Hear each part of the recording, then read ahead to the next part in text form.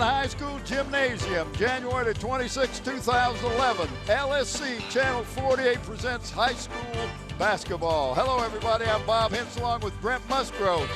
The Hampton Crabbers are hosting the Bethel Bruins. The Hampton Crabbers are 9-3. Bethel Bruins are 6-6.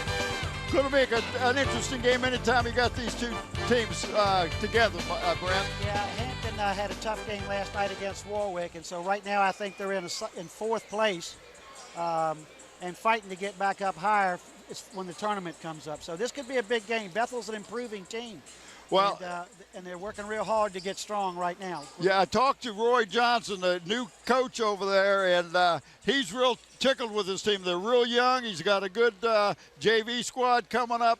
He's real high on his team. They haven't won but 6 games, but, you know, as a first-year coach, I think the kids are starting to get used to his system. Well, like you said, they've got something like 5 freshmen on the team or something like that. Yeah. And a whole lot of underclassmen. Hampton's got 3 or 4 freshmen. They're both teams basically pretty young. Got 2 or 3 seniors that give them some leadership. I think Hampton may have a little bit more experience with their seniors than Bethel might have with theirs. Well, the one senior for the Bruins that's doing real good is the point guard, Diamond Wilkins, and she's really has developed some great leadership and has helped this young team get together. But if she gets in foul trouble, comes out, the young lady comes in is just learning that position, so it's a hit and miss sort of thing. But this young gal by the name of Diamond Wilkins really is what I like about her is she looks for the assist before she looks to score.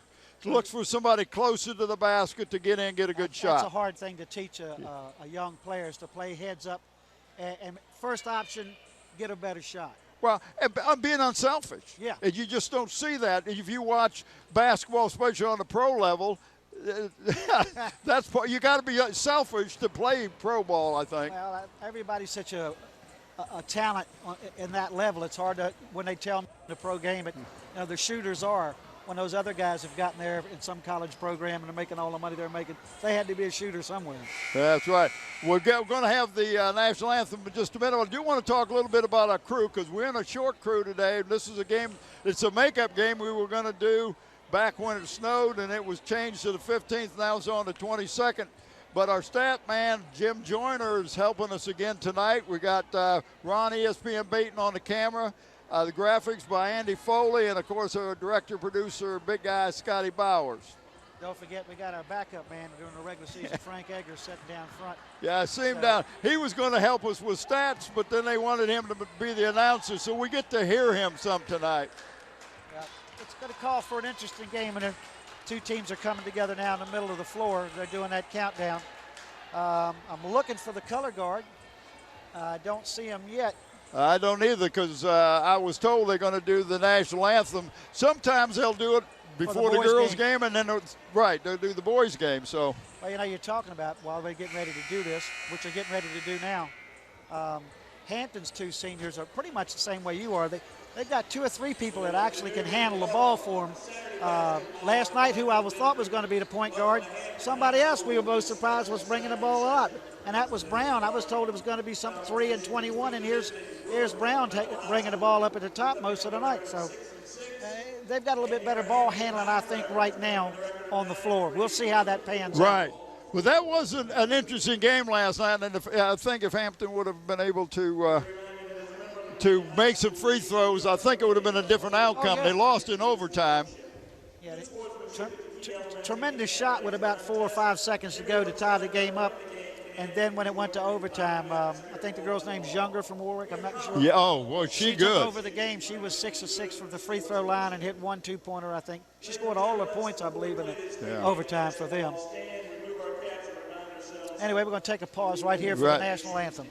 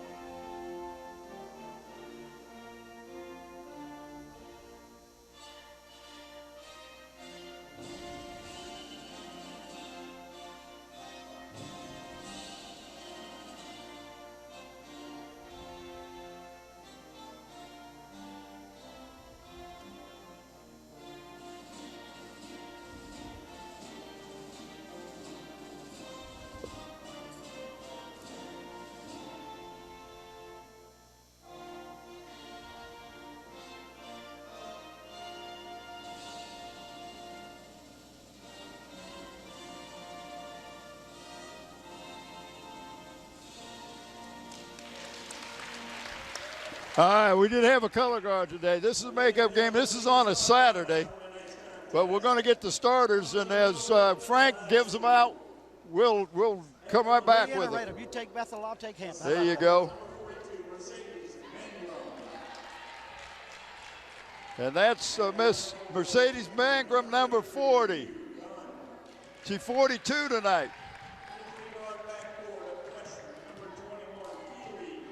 33, Q Gunn. And it's Quatera, but we're going to call her Q. Number 21, Kelly Foster. She's just a 9th grader. Number 10, Tony Scott, 11th grader.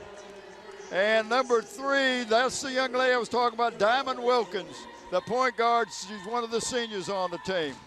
Coached by Roy Johnson.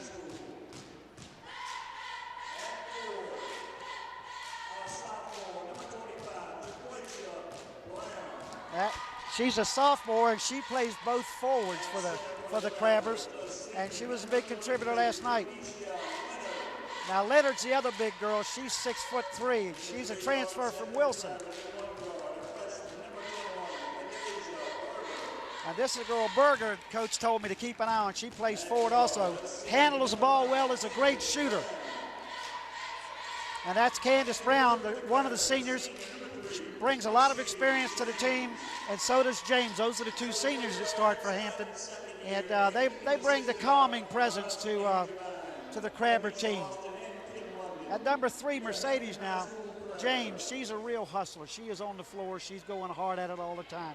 She's the smallest kid out there, and she'll jump at your knees and try to take everything you got. Well, and that's what you want. Somebody, and sometimes that kind of hustle can inspire the rest of the team to do things they normally wouldn't do. Well, you hit it right on the head. That's what the coach said. He said, on the floor, she provides the enthusiasm. She's the little fire that goes out there and takes over. He said, Candace Brown, when the situation's tight, she's that person that's calm, tries to keep everybody level-headed. But you'll watch number 3. She'll jump right up at the biggest player and try to take that ball away from her. She's a real go-getter. She doesn't score much, doesn't look to score much, but she looks to be a defensive presence and make the other team change what they want to do. Well, I'm looking at the rosters, and Hampton's got a lot of sophomores, about the same thing as Johnson over at Bethel's got a lot of freshmen. So these are both young teams. Yeah, Hampton's only got 2 seniors. They got 4 sophomores and 2 freshmen on this team of 9 players. Yeah, 2 seniors on Bethel, and they've got 5 freshmen and 1 sophomore. Here we go. And Bethel is basically giving up the jump.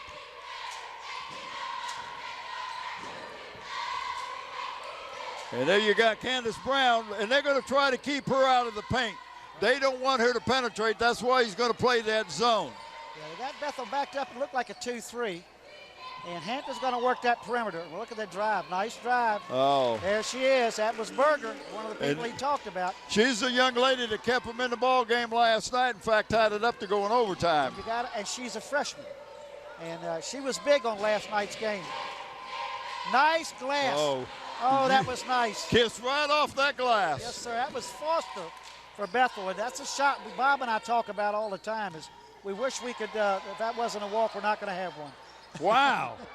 How was that not a walk? It was almost a dance.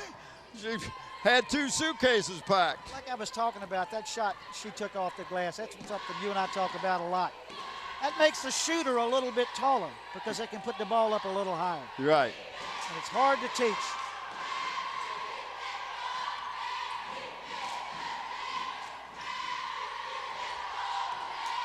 Good look. That was a good look. It was a good idea, but you got to make the pass so that she can catch it. Just a little hard to the outside. Yeah. But you got to help the post player because they got good position. Don't take them out of that position. Right. You got to put it where they can receive it and still make their move because they've already got the player on the hip. Yeah. Usually when they get it.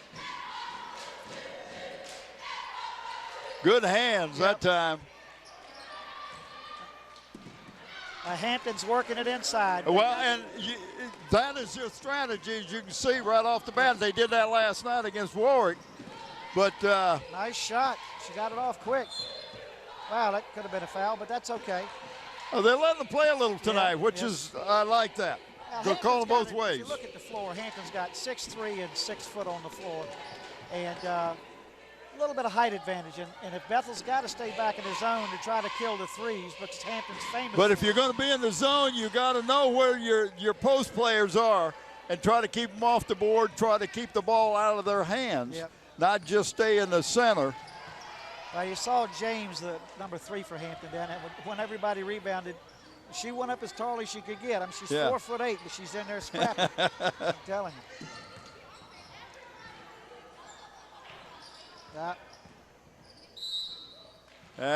Number 3 hit number 3. That's Diamond Wilkins driving to the basket. Yeah, that's James' first foul of the night. I think that was, non-shooting foul. Yep.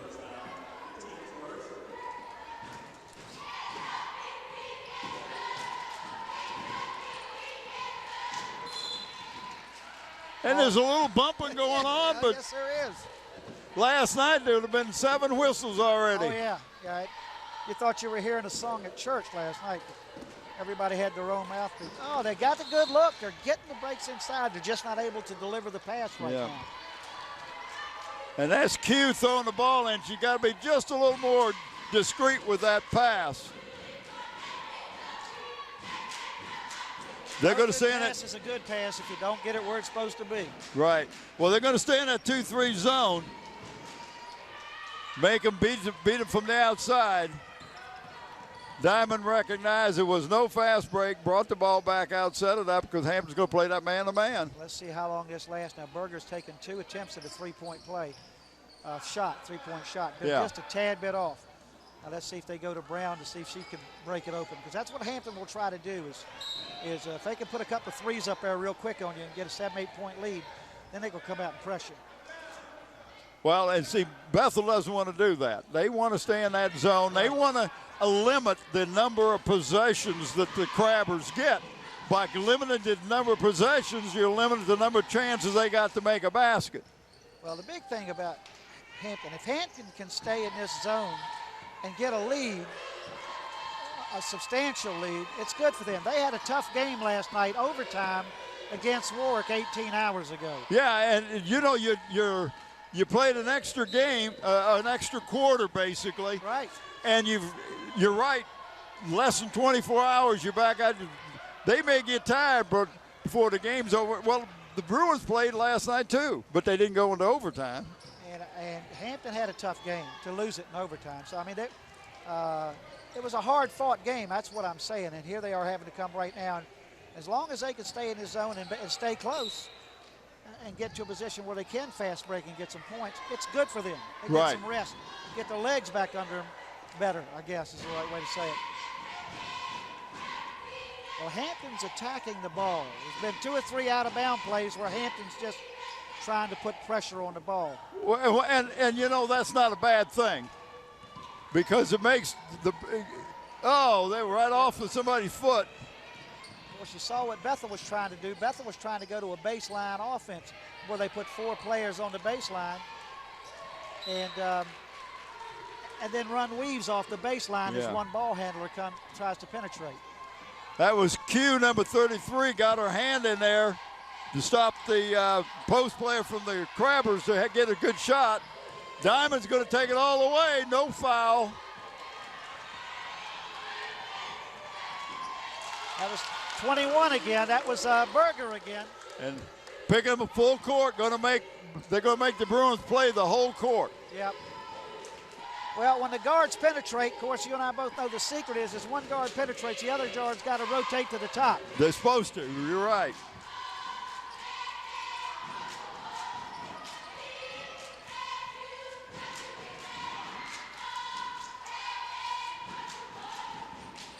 Oh, in and out.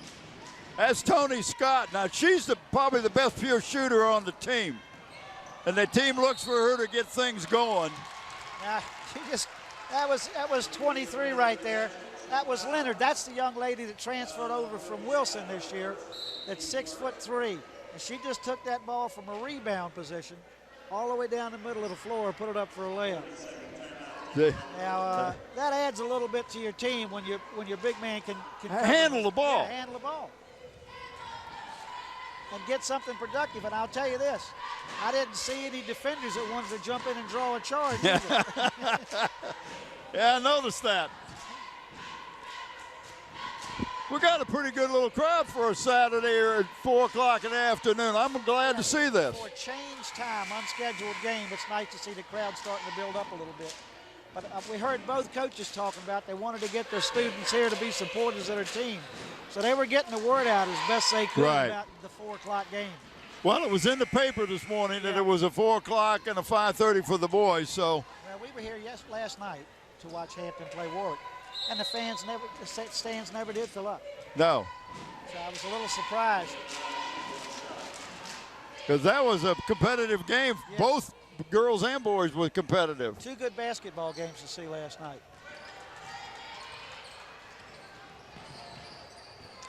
Good hands. Yes. Hampton is definitely putting the pressure on the ball. Well, walk.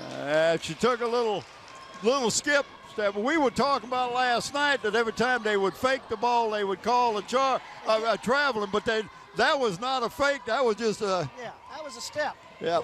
But last night, anytime the player went 2 directions with the ball, they were calling a travel. You could not lower your shoulders and go down and do a jig. It was automatically a whistle. And I'm surprised. There's a lot of contact out there. No fouls being called. But you and I've said this before too. Just call it the same both ways. Yeah. Kids will learn how to play. That's what it's about. What are the officials going to let us do? We can adjust. That's right. Whatever the game is. Don't change it or have one official change it halfway through the quarter or the game. It's a whole new. That was a grab right there. Ooh, she got hurt. Oh, she did. She hit the wall where there is not a mat. And I noticed she grabbed her back. That's Candace Brown. She's one of the senior leaders of this team. She's holding her back. Well, that's the one that Coach Johnson said they want to keep out of the lane. They want to stop her from doing what she just did. And not only that, but here she just banged into the wall. But she missed a couple of games here last week or so because she's not been feeling good. So she's trying to get her basketball legs back at the same time. And she hits the first one. I got Brittany Bryson as number 30 coming in, and number 4 is Jamie Thomas. Now Jamie's is a good defensive player. They're going to put her on probably the best ball handler out there. That's going to be either Brown or Berger probably. Yeah.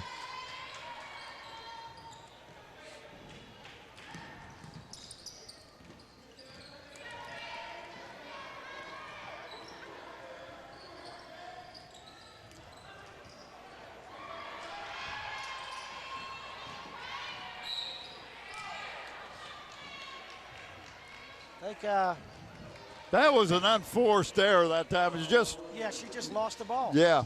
But I think Brown was surprised that ball almost caught her off guard as she was going down court. But you're going down the court, and we always coach it, and you're the same way, that when a post player runs the court, you want to reward them. Yeah, because they're going from baseline to baseline where the guards don't go that far normally. 3/4 of the court to cover every time as to where, or less. So those big people work a little bit harder. And when they put that kind of effort in.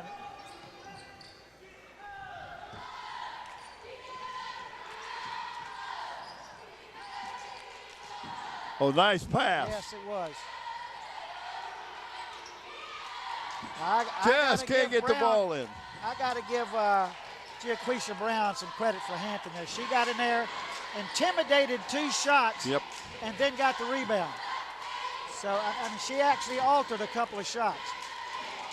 That was Mercedes Mangrum that had the shot altered that time. They like her because they think she's a great leaper. Okay. Oh,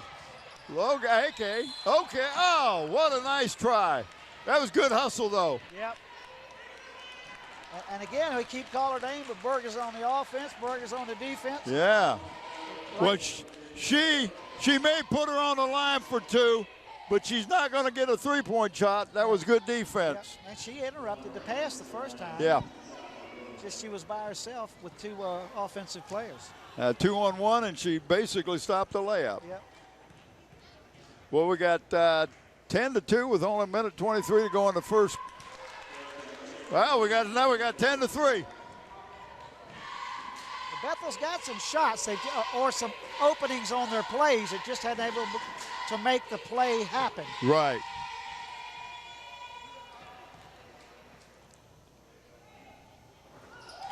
Mercedes made them both. We hit both of those.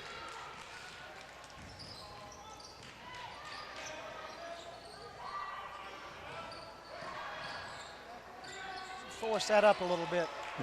Well, there was contact too, but again, no. Looked at the official, and he's going to get his check mailed to him, I guess. That was a push off.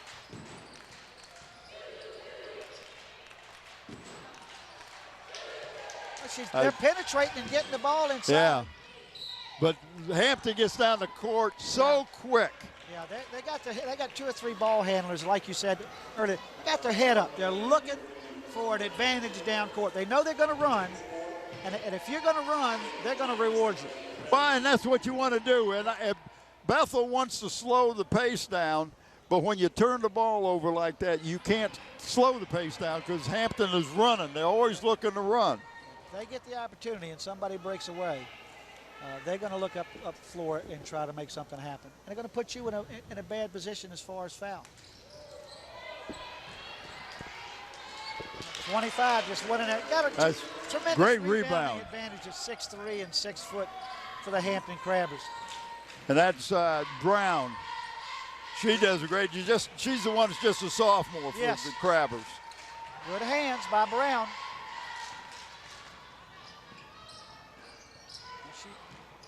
She did not give it up.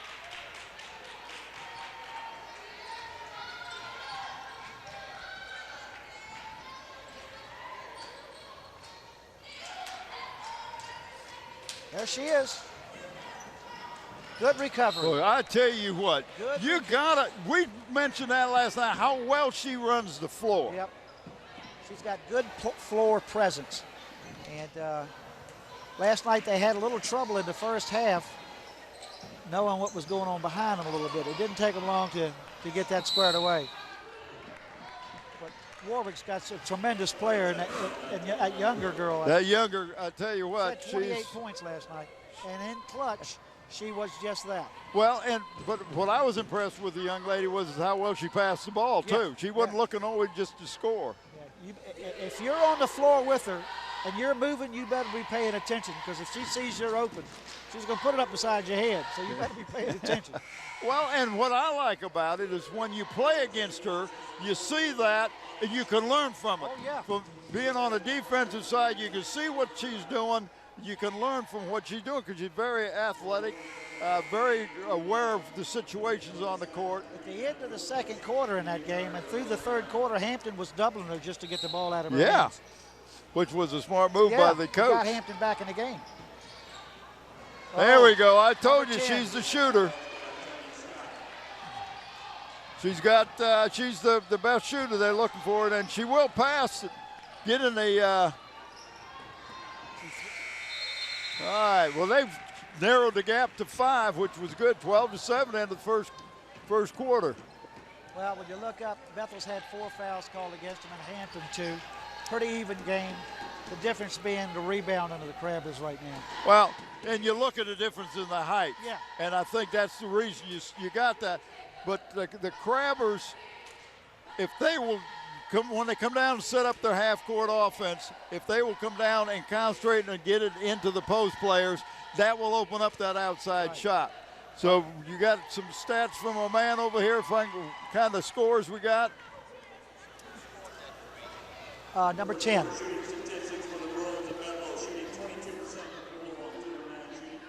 Right now we're looking at Bethel. You got Scott with 3, and Foster with 2, and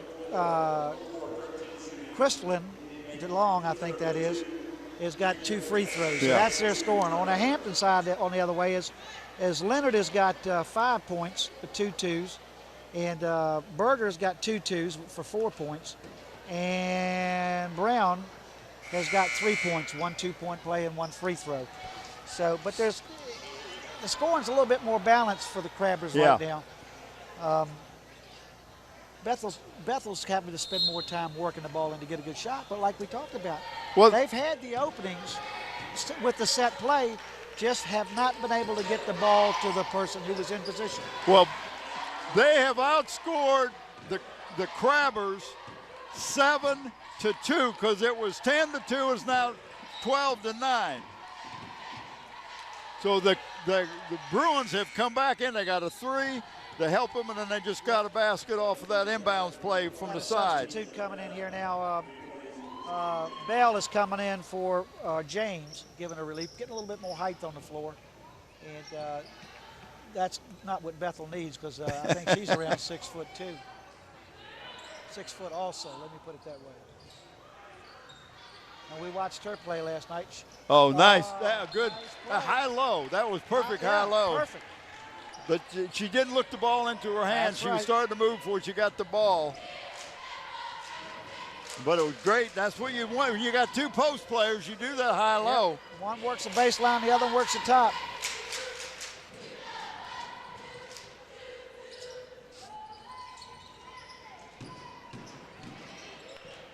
Oh, double dribble. Yeah.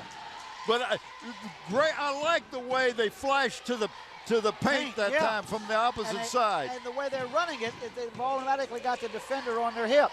You can see and that the defender's not working hard enough to get in front. Right, and you can see where the coaching staff has worked on that play. Candace Brown just hit her first 3 right there.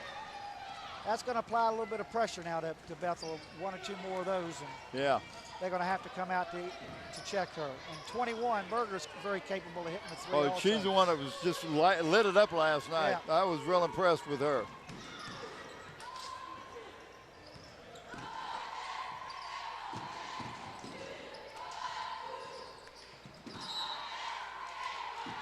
Just a little out of control. Yeah.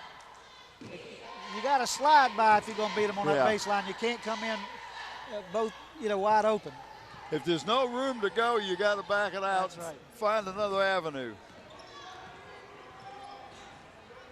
Well, Bob, I have to tell you, talking to Coach Scott the other day, I got to come over to Hampton School, like you got to go to Bethel, and had a long conversation with him. And he's really tickled with this program. I mean, this is his 3rd year there. And he followed several state championships by Coach Fix and some other players, and he's not rebuilding, but he's got young players he's having to bring into the system. So I mean, to be competitive every year is great. But one of the things he was happiest about was that in 3 years he's got 8 girls that are in college on scholarships. Hey, that's And fantastic. You want to talk about what was his most important thing? He said, that's what I want to tell you. I'm proud of this team. I'm privileged and proud to have this job here at Hampton High School. He said, but more than that, in the 3 years that we've been together as a staff, we've got 8 girls that are in college on scholarships right now. And that tells you what kind of thinking your coach has about what he's trying to do with his program. Well, and he's a good fit over here. Yeah. I like his demeanor. He's not a yeller. He's a teacher. Yep. And that's what I see in Coach Johnson over Bethel. His first year, but you see these young ladies are running set plays and everything that he's worked on in practice. They don't get out there and forget what it is he wants them to do. They're working on picks. They're working on screens. They're looking for the open shot, trying to find the weakness of the team, and they're young. And so we're going to be fortunate, if the good Lord lets us, to stick around over the next couple of years and see these freshmen and sophomores come to fruition. Really? And see how this works out for both of these squads. I see the potential for both of these being up in the top echelon in a year or 2. I do too.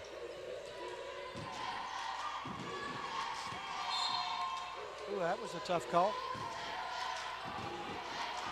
Well, the scoring pace has kind of slowed down just a little bit. Just a bit.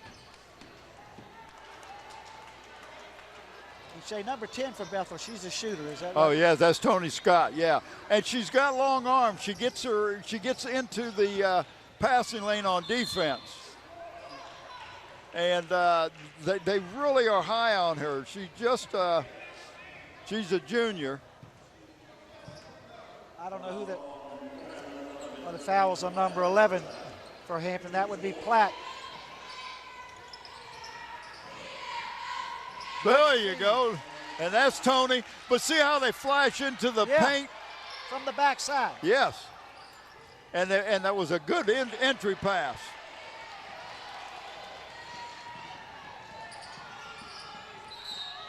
Oh, poor. That's a little late on the call. Oh, no. Never touched her. Oh. He got her on the side of the head. With what? That's what he said. With what? Must have been a towel.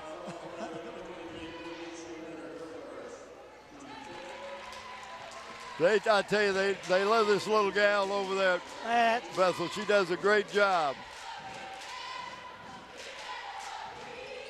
Well, I like it. She's hitting her free throws, and she doesn't take any time to put them up either. Nope.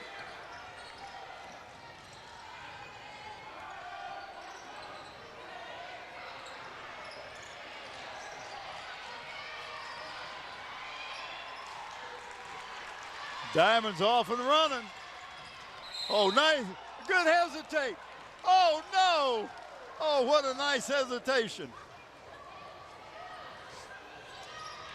Fake like she's going to stop and take that jumper. And let the ball roll in her hand instead of over. Did you think with hands that small you can't carry it, but you can. Now you got to ask me what. She may be the lowest one out there on that court right now, but she's a I just scrapper. don't know what Brown thought she was going to do with the ball. I thought she was going to tackle her there for a minute. Hustle.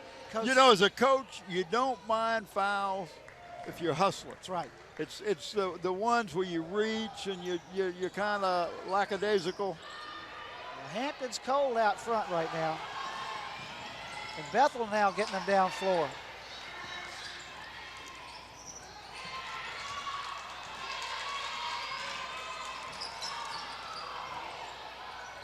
Oh, she's a ball handler. Yeah. That's Berger, just a freshman, folks. You're seeing a future right here with that young lady. Handles the ball well, looks good going to the glass, and hustles. So that's Chrislyn Galang, who is number 5, and they didn't know if she's going to be able to play or not. But she's doing a good job out. She's a real good hustler. You can see right there, almost caused a turnover. And we got maybe a young lady. I hope she's not hurt. Good.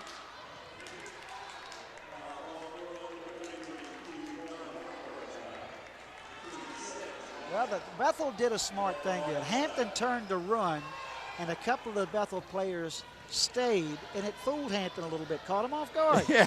They threw the ball out to run, chase it, and dribble, and there was a Bethel Bruin there to change their plan. Just a little different look. That's right. Bethel's back in that 2-1-2 or 2. That's what It's almost like a 2-3. Well, I thought so too, but the center was staying up in the middle.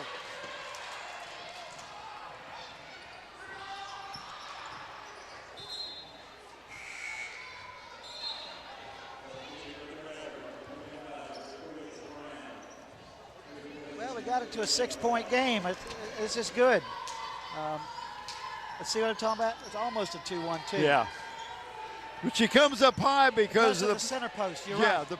The post is up on the top of the. No.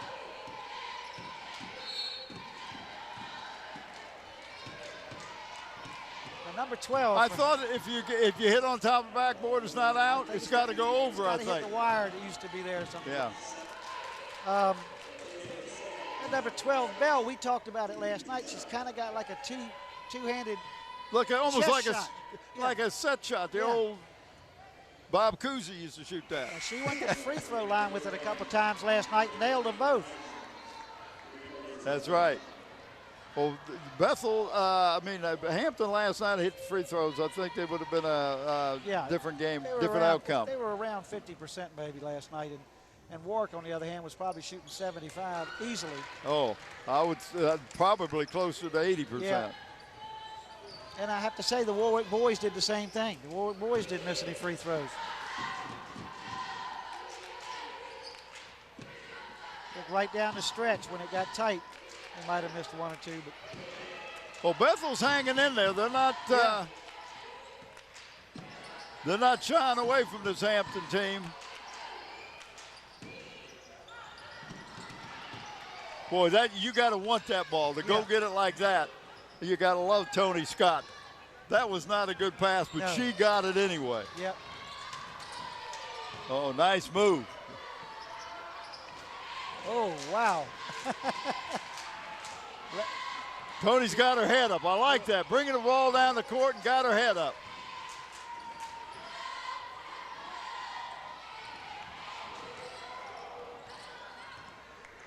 I'll tell you what, they're letting them apply the pressure. Yeah. Oh, she almost fooled herself.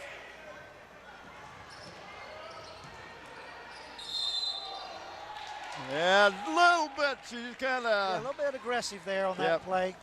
She came around with that elbow. When you get the ball, you don't have to make a play every time. If it's there. Yeah, don't force it because you got 4 other players out there to move the ball, and then you maybe get a better chance of getting the ball inside. We got less than 2 minutes to go in the first half. They got a 7-point difference. Again. You're trying to throw the ball over somebody's outstretched hands. They're 2 feet taller. That's hustle by Candace Brown there. She came out of the pack to run that ball down. And she'll take a 3 on you in a minute, too. Now this.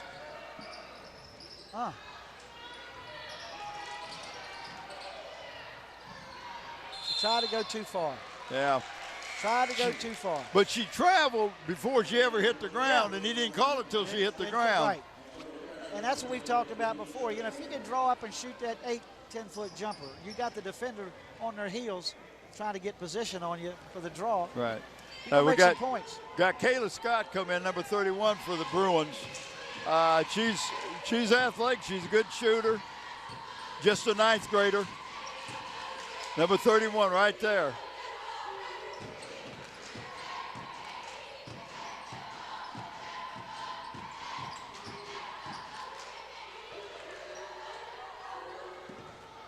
Got it down inside a minute now, Bob. Let's see if they're going to play for one shot.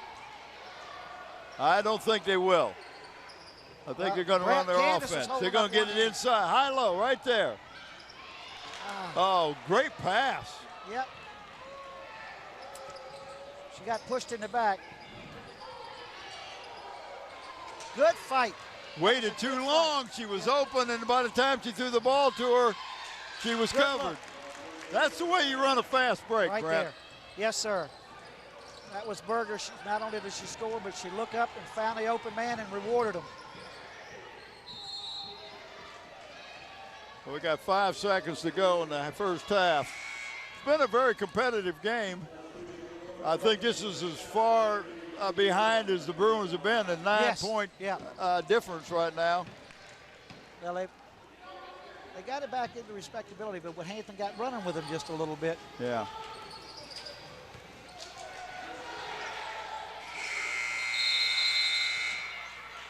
Well, they got it off. I don't know if it would have counted or not. I don't either. The whistle blew, so I don't know exactly if that meant it was no good or whatever. It's 22 for the Crabbers, 13 for the Bruins, and we got the end of the first half, so we're going to take a quick timeout and be right back after a short break. Short break.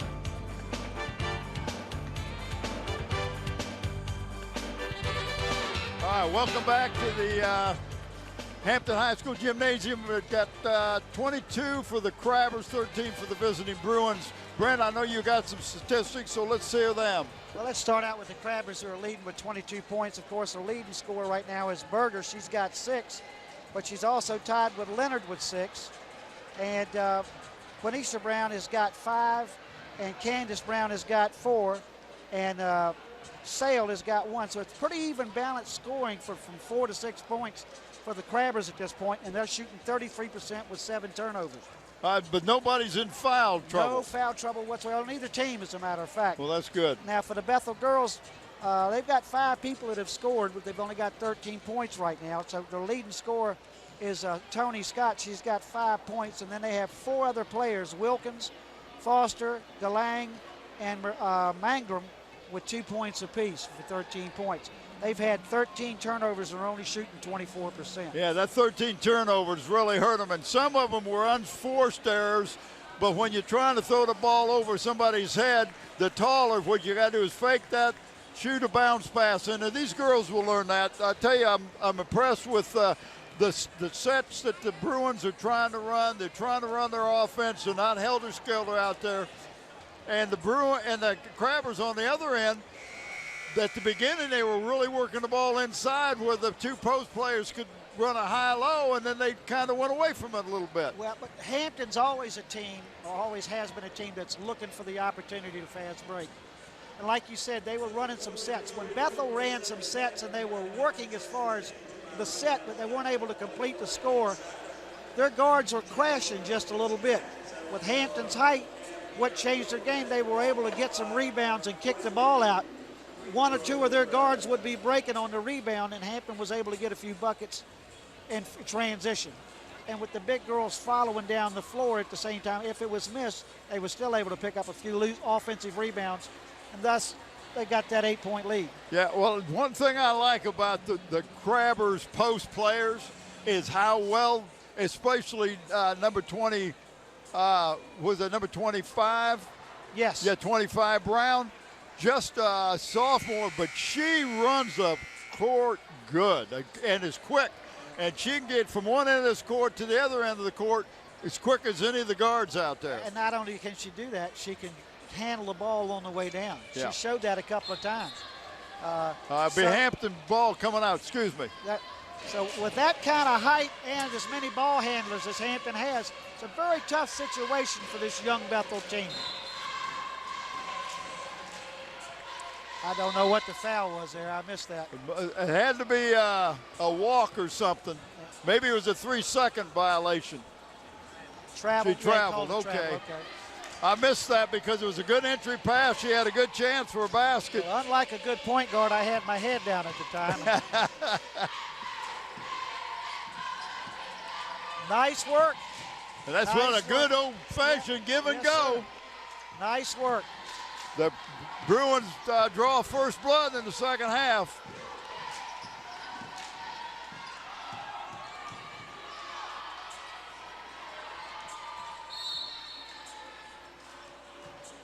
Well, Brown is good. It appears Brown has decided she's going to take the ball to the hole. And by doing that, she got a foul, so she will go to the line to have Right. 2 shots at it. That's the 3rd foul. Or second foul, I think, isn't it? I'm sorry, 2nd foul, yeah, on Diamond.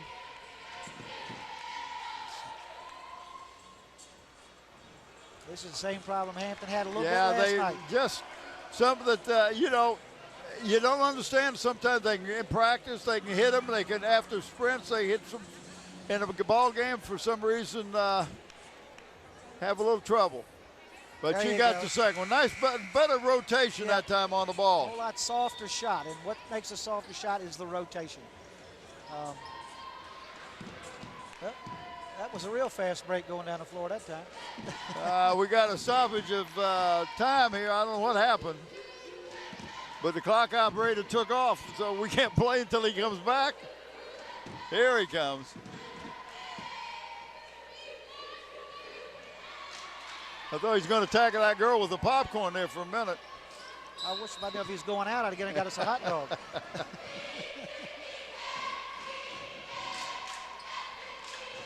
Hampton is picking them up after they cross half court instead of full court now. Just trying to save their legs a little bit.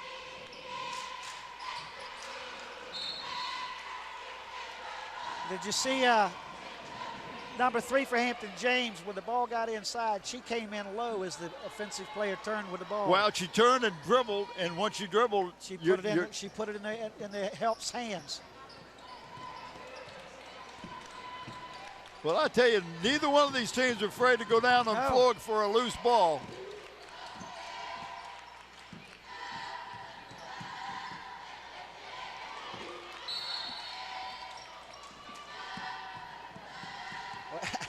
You got you gotta like James on the defensive end of the floor.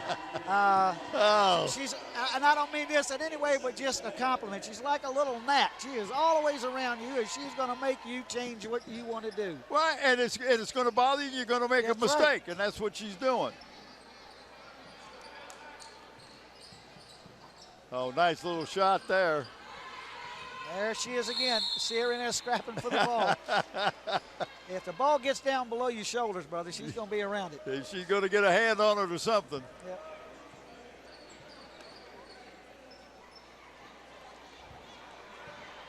Bruins still trail by 8.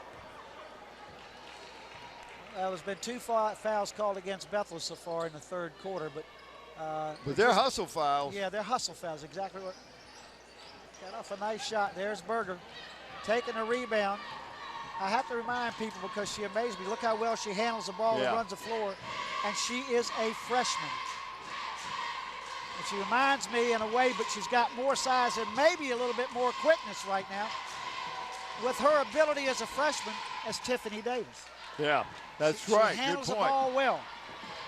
And if anybody knows Crabber basketball, especially on the girls' side, they'll remember who she is or was. She set a lot of records here at this school with her ball handling ability and her hustle. Oh, another nice give and go. Block. Crabber's getting a hand on the ball. And here we go. Candace Brown. Candace says, I'm going to take it all the way.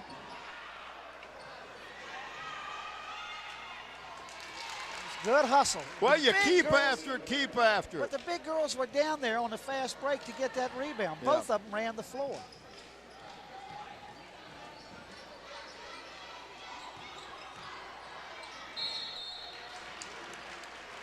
I like her attitude. Leonard, she looked right at the official when he called the foul and applauded. Q Gunn going to the foul line. Great post play. She got great footwork. The coaches are really happy about it, and they like her passing skills. And, of course, she's a good rebounder because she's down there where she should be to rebound. Right. I got to talk to Coach Scott like I talked about. And I asked him about a new girl like number 23 coming in from Woodrow Wilson, Leonard. I said, how did that work out, her coming in and having some experience and size with the team that thought that they were going to be moving up into positions? And he said it was a beautiful thing to watch. He said the team just accepted her. She became a part of the team. Not one bit of a problem because the seniors, nice drive and shot by Brown, and got fouled. How about that? But he was just real tickled with the way the whole team handled it maturely with a new player walking in, and they were tickled that they were going to have her presence. There might have been a little foul on that one. There you go. Used that left hand, didn't she? Yes, she did.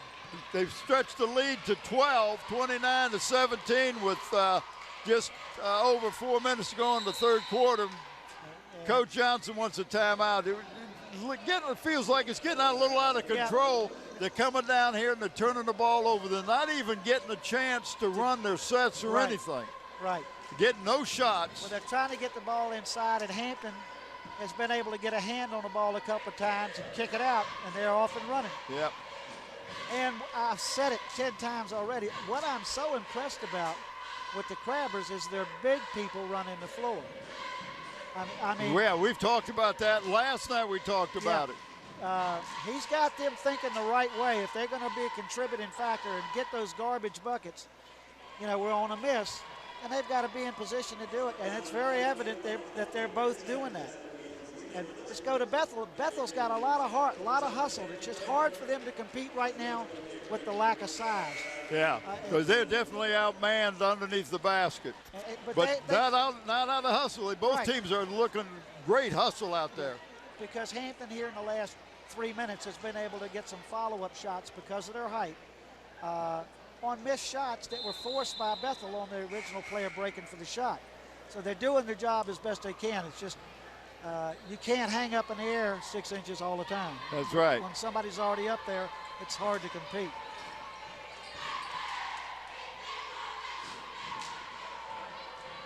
remember this young Diamond, I think, from last year. She was a great ball handler. Yeah. Now, see, that was a bad entry pass. And if she'd have pump faked her a little bit. Well, or even a bounce pass, right. There's no way that the post player for Hampton would have got a hand on it. Right, the defender could not have got into position to stop that. Nice pass, nice look. But with her taking that outside shot, there's nobody, no post player underneath that can rebound. Okay, she's not making a lot of the shots right now, but she's got 21's got a nice release. Yes, she does.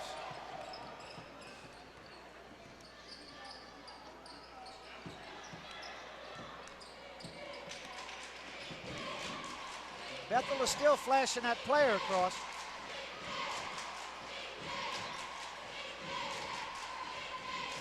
Good screen. Oh, good screen. And Kelly, that was Kelly Foster. She's just a freshman. Now, what you just saw was James went down ahead of the team, was in a position to receive the fast break, but she did not look back for the ball. Yeah. And Candace Brown did a great job that time of avoiding the contact down there and get that layup. Yep. She made that little sidestep and played the ball off the glass. Nice play.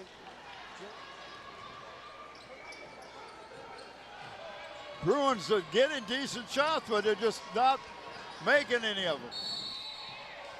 Yeah, I think that was a foul. I think that was a not here foul. In other words, not coming in here like that. That was a statement, wasn't it? Yes, sir. That was. Let me put this little rubber stamp before you go in the lounge, because you ain't coming in here like that. Because Brown, Candace is a senior. She's played AAU ball. Matter of fact, she played AAU ball with Leonard, and that was a big help in them accepting her, because Candace knew him and she's one of the team leaders. Made it a little bit easier for them to come in and work together. But Candace Brown on the offense, she is aggressive. She will try to take that ball to the hole. Right. Well, we got Brittany Bryson, number 30, is a ninth grader checking in. Tawana Rankin is another ninth grader, 41 is checking in, and then Crystal Galan coming, she's a senior. So he brought in two more freshmen. Getting some experience now.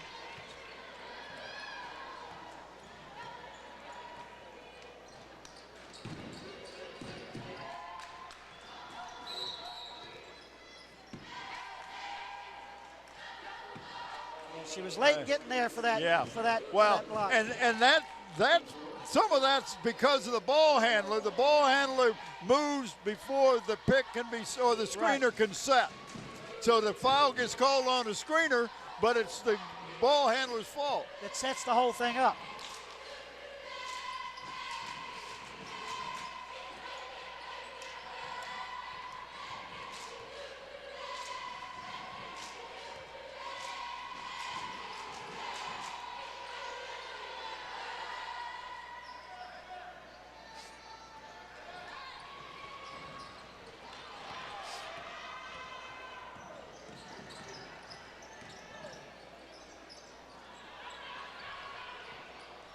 Bethel just cannot buy a basket. And that's the two big girls. Both of them down the court. One big girl brings it down, and the other one has already got position for the rebound. And then she caused the turnover. And they rewarded her. Yes, he did. Right back to her. That's a tremendous team play right there. Well, it's a... You want to keep a big person heads up in the game. As you say, reward them for their work. She caused the turnover and then got a chance for a three-point play and could stretch the lead to 20 right here. Yep. And it's been in the last 3 minutes, it's just blown from last 4 minutes, it's blown for a single digit to now we're almost at 20 points, 19-point lead. And Bethel is just not they're getting decent open shots for the most part, but they just can't make them.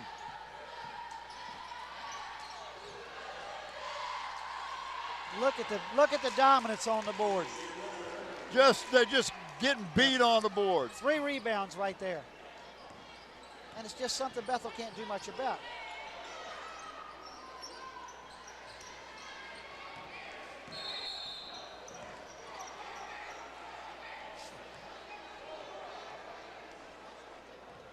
I didn't quite get that call. She dribbled it one time and brought it up like she was going to pass it and hit it with both hands. And then took it back down to the floor. You can see her smile. She knew. She did it. Oh, I thought I'd get by with that. You caught me. Okay. Yeah, you got to give the Bethel player a little bit of kudos for that because she took it right into the big girl to draw the foul. Yeah, she did that. That's Diamond. Yep, Diamond Wilkins, she's the senior point guard, runs this offense. They can't even buy a foul shot right now. Somebody put a lid on this basket. That was the only second team foul on Hampton this quarter. Oh, nice pass. There's that little set shot. I was telling you, you got that little, and I call it a chest set shot. Because she takes it right from her chest with a 2-hand release. Somebody's going to have to work on that a little bit.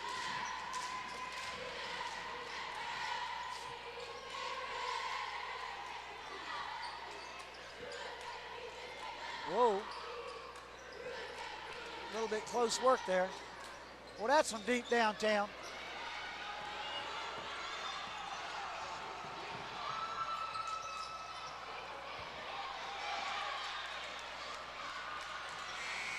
Yay, there you go. Way to look up. Well, she let that go quick. She knew she didn't have much time. Yes, sir. Oh, 40-19, end of the third quarter. And at the end of the first half, Hampton had 22, so they put 18 points on the board right there. And Bethel has put up 6. Yeah, and a lot of the shots the Bruins took, a lot of them were contested, but they had some open shots but just couldn't make it. Well, Hampton with their height is just now allowing them anything inside. You know, and of course they're fronting the outside people, so without picks or screens, it's going to be very difficult for Bethel to get off a good shot from the outside. Yeah.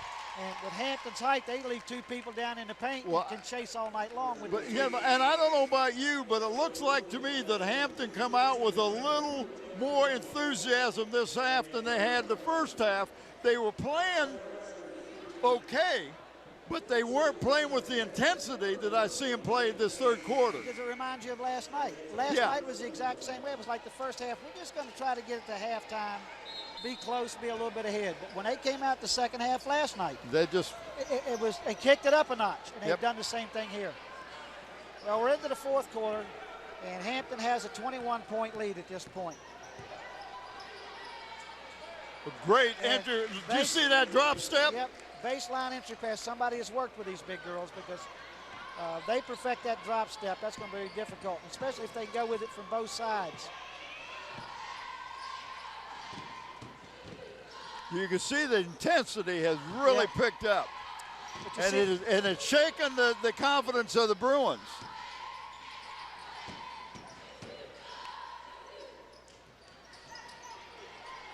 Whoa, what a great shot. Well, Hampton's keeping a presence in on defense, keeping a presence in the paint all the time.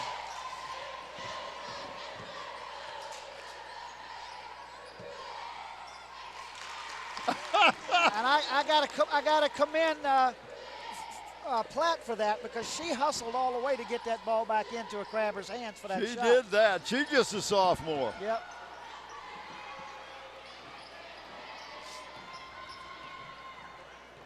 And you give her assist on that too, would you? Oh, absolutely. See, Bethel's having to try to take the outside shot now because it's being contested. And if you look at the size, they've got some guards that are in the 5-foot range. that's making it a little bit more difficult for Bethel to get the shot like you were talking about in the first half on the passes. It's difficult to get that ball over the defender. So they're forcing the Bethel outside players, guards and forwards, to have to create an angle to get off a shot instead of being able to go straight up with a jumper or shoot off the natural shot position. I agree.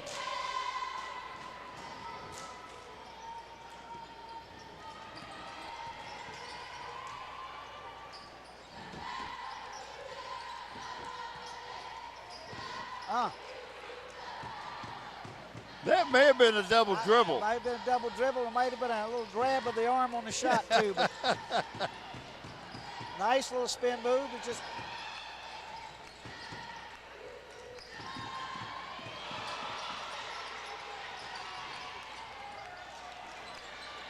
boy, they're fighting for it. They are that. Now, she should have given that up. She should have given that up.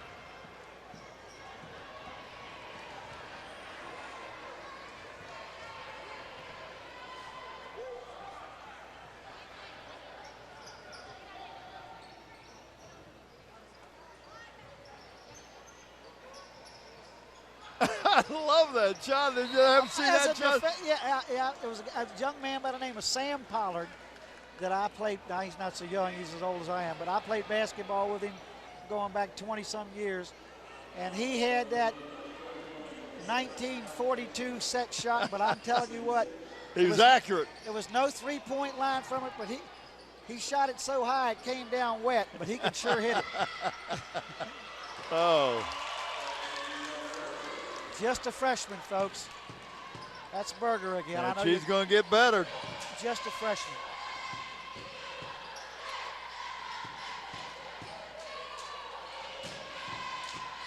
Nice try. I like what she does for the Bruins.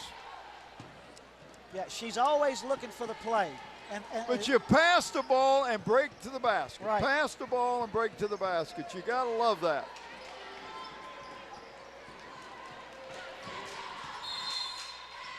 Yep, she did. She had a little hop step on the front of it.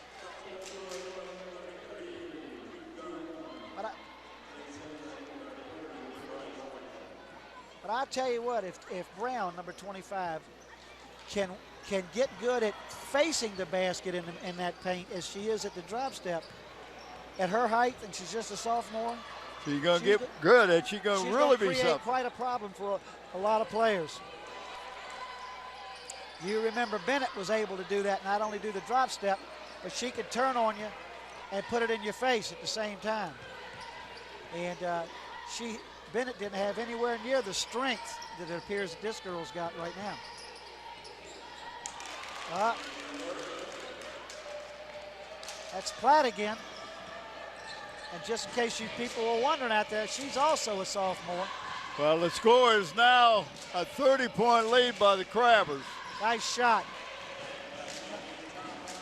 Nice shot by Thomas. It looked like somebody finally took the lid off that basket.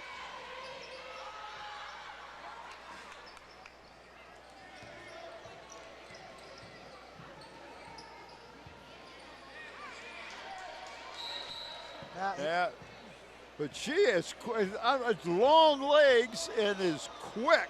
She took 2 steps and she was already at the baseline. Yeah, that's going to be tough to cover. That is going to be tough to cover. I'm a little confused now. I'm looking for Hampton to start doing some substitution here. I mean, you got a 28-point lead.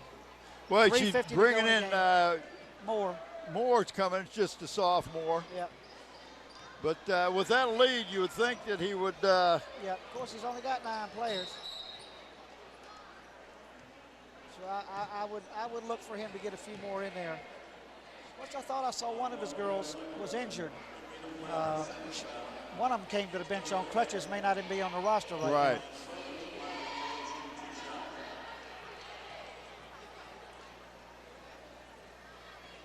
Nice shot.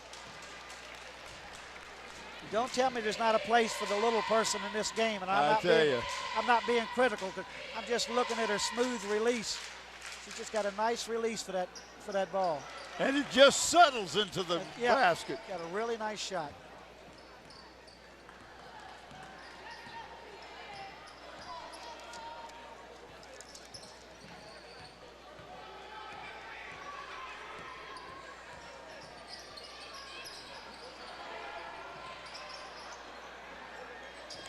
Hustled for her own bat. Oh, she didn't get the rebound, but she got the loose ball. There she is. That's the freshman, huh?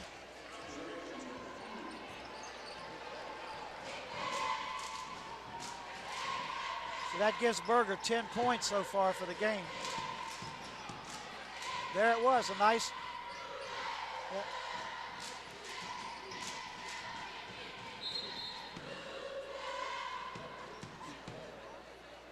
Well, I tell you, both these teams are hustling. They haven't stopped hustling since they walked out here. Now 32 for Hampton is also a 6-footer. Nice play. And she's just a freshman. She's the one that just smacked that ball out of bounds.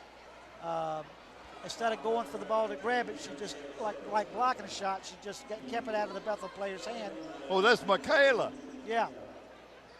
And she's a 6-footer. So Hampton's got some things happening here. For some size. He's got to be excited about the way these young ladies are progressing and knowing he's going to have some of them back for 3 more years. Well, I asked him the other day, I said, Coach, your 3rd year, you've had some success already. How do you feel about where you are right now? He said, I couldn't be any happier with the youth that I've got and the intensity that they play with. And I'm blessed to have a couple of seniors that have naturally assumed their leadership role in putting people in position and making them a part of the team. There you go. go. So as far as where I am right now in this program and where this program is, so I couldn't be. And he said there's some prospects out there that are looking good below the 9th grade. So. Oh wow. So he's really tickled with this program. And it's a tribute to him and his coaching staff because he's followed after a program with a good reputation and stepped right in. Yeah, and you're right about that. David Six did a great job over here as he's doing over there at HU right now. But Eric walked in with some big shoes to fill, and he's doing, I think, a great job. Oh, absolutely. Well, we're down to 2:30, Bob. We need to talk about players of the game. What do you think? Let's give it some thought here. Because we will pick a player of the game, and that player will receive a shirt. It comes from Tidewater Team Sports, where David Chubb and Terry McLemore are the owners. I had David Chubb in for an interview the other day, and I said, well, who's the boss? And he said, Terry. So you heard it first here.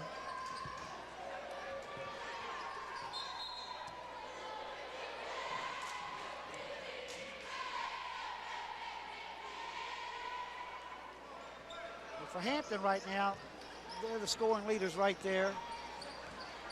And I just like her hustle. Oh, yeah, 100% handling the ball.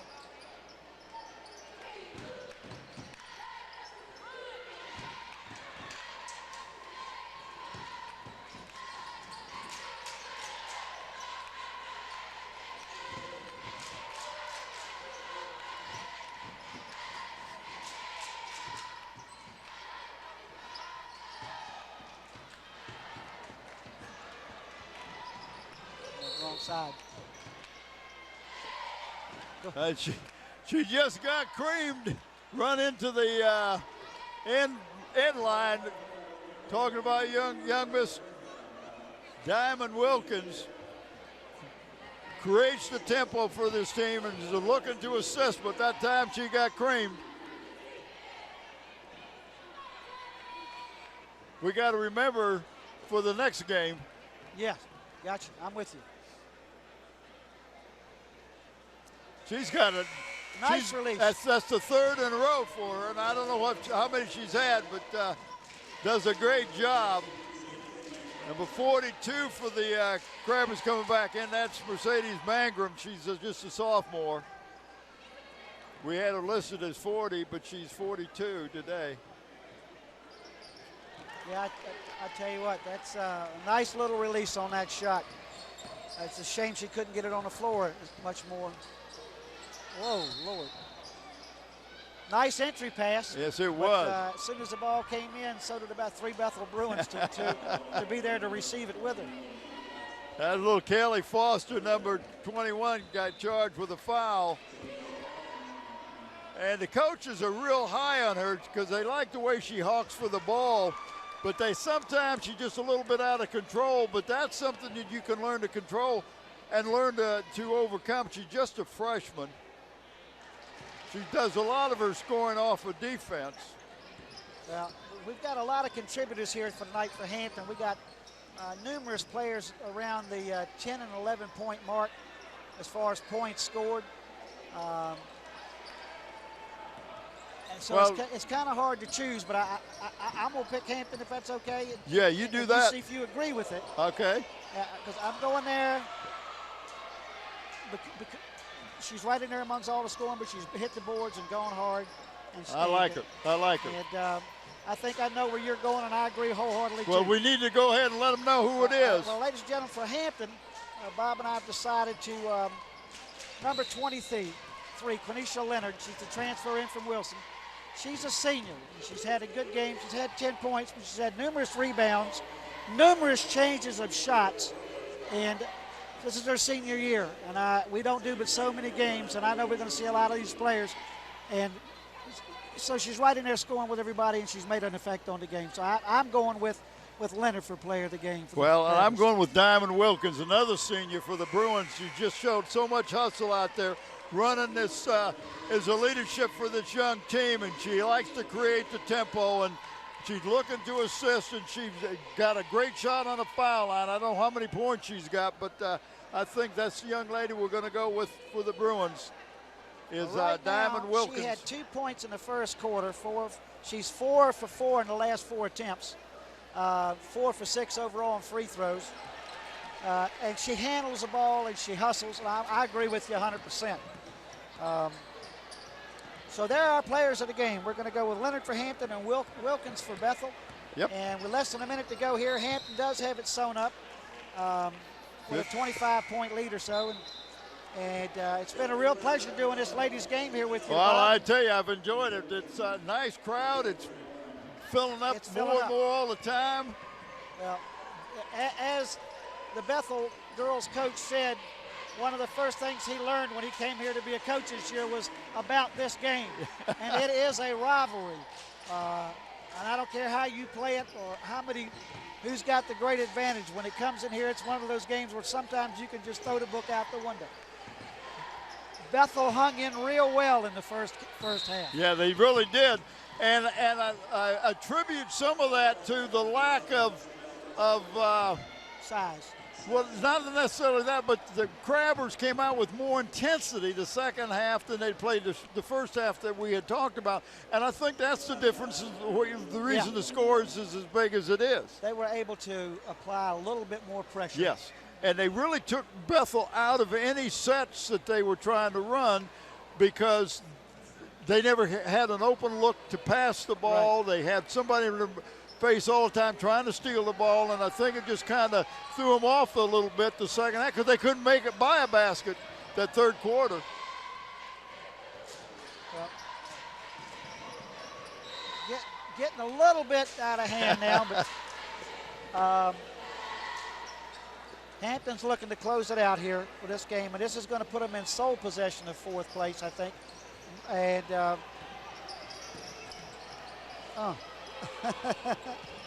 get a little aggressive out there. Yeah, 3 against 3. Get the ball. You gotta love Diamond's hustle out there. Her and James, I'm telling you what, they're going each other like two lightweights. I'm telling you, they're both built at the same level, and I mean they're right in each other's face. And they're hustlers. I love it. I love it. Give me the heart anytime. Well, again, folks, these shirts for our players of the games are sponsored by Tidewater Team Sports. That's David Chubb and Terry McNamara. They're located on Cannon Boulevard. And, folks, they've got everything you need in sports paraphernalia and equipment. And they do everything from screen printing, embroidery, and do it all. And Dave Chubb and Terry have been doing it for a lot of years. A lot of years. Well, your final score, Bob, is going to be 53-33. So, well, I tell you, it was a great game from the fan standpoint. I know the Bruins come out on the short end, but there's got to be some positives that he's picked up from there.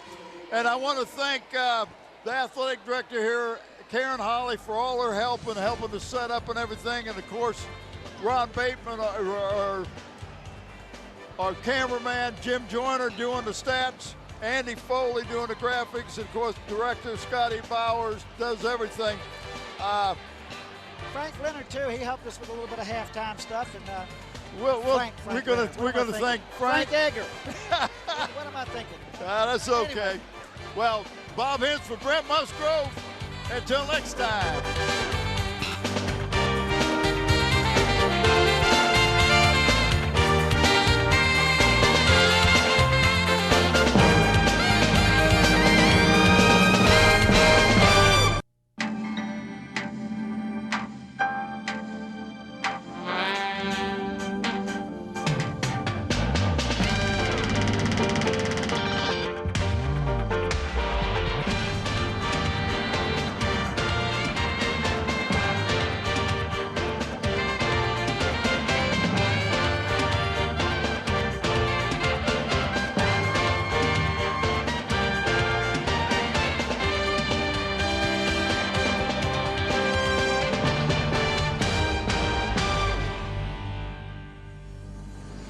From Hampton High School on LSC, your local sports channel 48, on January the 22nd, 2011, we present high school basketball. The Hampton Crabbers versus the Bethel Bruins. They're both 9-3. Bethel Bruins are 12-4 overall. The Crabbers are 10-6 overall. Great game we got ready for that. This is a makeup game that we had that was snowed out, Brent, and this is on a Saturday. And look, great crowd here.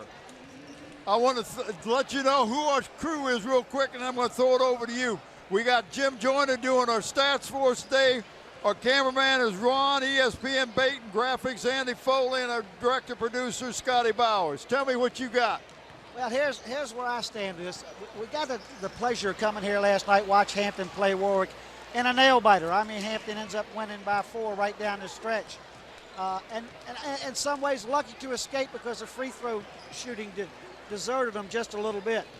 And that's what kept Warwick in the game. And the reason I bring that up is now we're in that rivalry game. Hampton's got to tighten that free throw shooting up, because I'm going to tell you, Bethel is an aggressive team when the coach turns them loose. And Hampton's is also an aggressive team. So I look for either, if the officials let them play, I'm not worried about anything.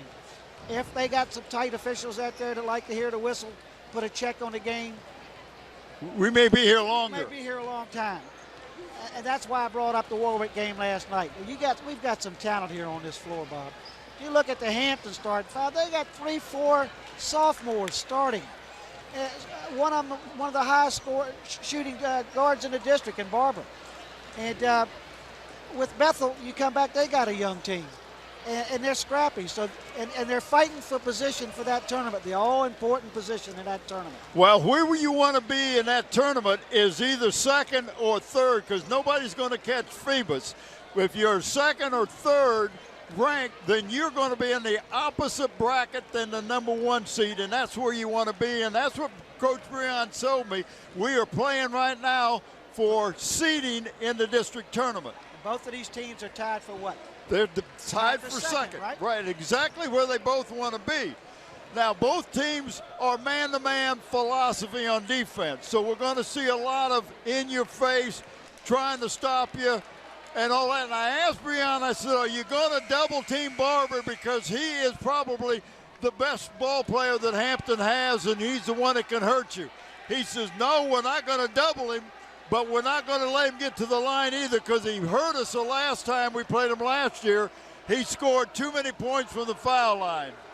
Well, and having said that about Coach Breon, Coach Brower feels that he's got to get balance, like he's starting to get a little bit. so that attention will come off of Barber a little bit. But a lot of that's going to depend on Barber. I mean, is he going to keep the other players in the game? He's such an explosive player. He finds shots where a lot of lesser people don't. I don't mean lesser in a negative way. He's just worked on that offensive part of his game. Right. Coach Brower, if he can get 3 or 4 people in double figures, he's going to be in any game he plays, and that's how he feels about it. Well, and I was talking to Breon. His team is ranked either first or second in team defense in the district. So they know, team defensive-wise, he can put the stops to any team. It's going to be difficult for any team to play Bethel with 1 star. It's going to take help for Hampton to make this game competitive. I think it's going to be competitive, don't get me wrong. But I'm talking about for Hampton to truly be able to put a second dimension against Bethel, there's going to have to be other people to step up and hit some shots. Right. Now, 3 of the games that the Bruins have lost this year, 3 of them, you take those total score points that they lost is 8 points. They lost 3 of the games by. So they could very well be a whole lot closer to Phoebus. Yes. And in speaking of that, it's awful interesting that the Phoebus coach who's leading the district and Bethel coach who are tied here for number 1, we'll talk about it later, but they both, Phoebus Coach Daniels came out of the program that Coach Breon created. Yeah. He brought his own style to the game, which we'll talk about, and that's what he's doing at Phoebus. But that style was a big influence in some of the games that Bethel's played, great games that Bethel's played over the last years too. And you got to like what Coach Daniel has done over there at Phoebus, but you look at these 2 teams, you got a young man, I'm going to call Walter Brower a young man, 500 wins. 500 wins, that's just unbelievable. And that, we'll talk about more about that too. We're hoping that we can get some people behind us and get a little bit more recognition for that 500th win. It would be nice. We'll talk about that later.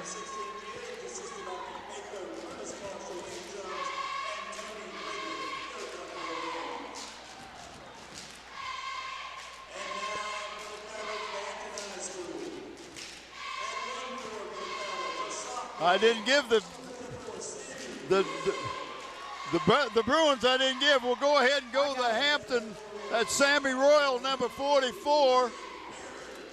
Number 42 is Trey Perry, and he's just a sophomore. Cameron Perry, number 34, is a junior. Number 2, Jordan Baker is starting tonight.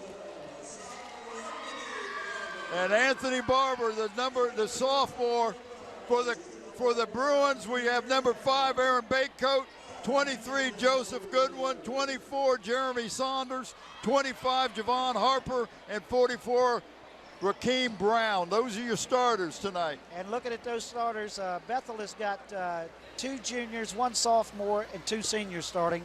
And Hampton's got 3 sophomores, 1 junior, 4 sophomores, and 1 junior starting. So you're telling me that everybody starting for Hampton's coming back? Yeah. Barring the system, this is a training ground for next year.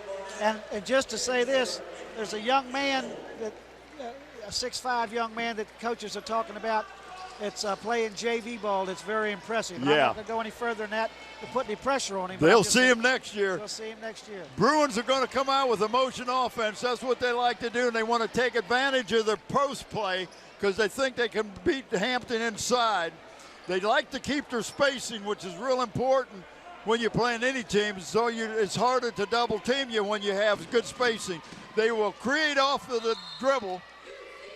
And they got some good ball handlers. Hampton got the jump ball. Bethel got the tap, and Hampton got the ball. Now, Hampton will do a little bit more dribbling the ball around the perimeter sometimes than Bethel will. Bethel, a lot of times, will pass the ball a little bit. If you look what's happening, we got a box and one. A box and one, completely different than what Coach Breon told me. Yep. 4 guys playing the zone, and 1 of them playing man-to-man on Barber. That's number 2.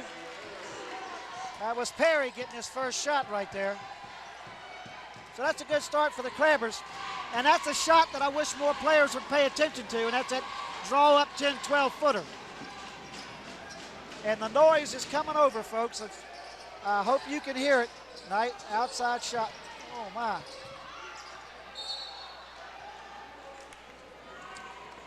Took that shot from the outside. The Bethel player did, and there was nobody around the boards. I noticed that.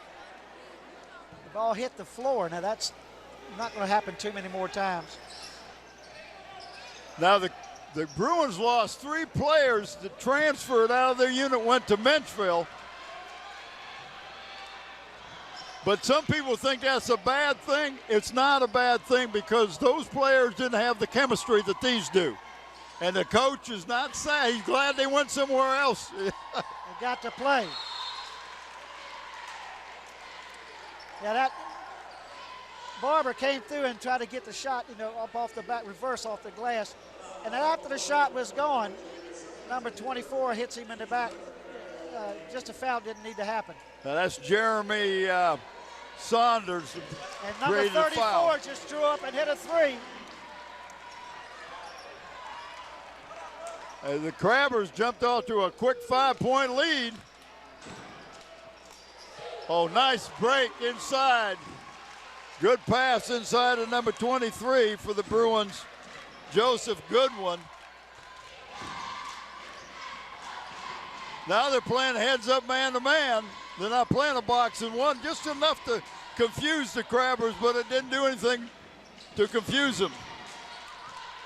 Baycoat with the ball. Ooh. Number 44 for Jamie, I'm sorry, that's not Royal. Jamie, that's Brown, Rakeem Brown. That was 44 for the Bruins. Oh, that's right, I had it all backwards. We get mixed up here, we'll get the wrong guy in. There's Barber taking it tough to the basket. You're going to see a lot of in-your-face, screening away from the ball. Trying to get good passes. I tell you, they're real big on Baycoat. Baycoat's getting calls from Princeton and William and Mary and Rhode Island because he's not only a good athlete, but a great scholar. He's over a 4.0 average. Well, that right there was Saunders that just buried a 3 from the corner. Well, that put them up real quick. Yep. They were down 5-0 now. They've outscored them 8-2.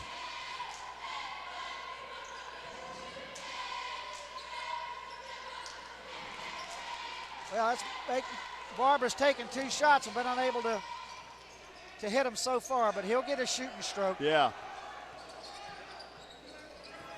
It seems like he's got to get the juices flowing a little bit, and once he does, he hits that first one, you watch out. So I told you they're trying to get it inside and take advantage of the post. Number 25, big kid. Yeah, he got good Javon size Harper, he's a senior, but he's got some good body on him.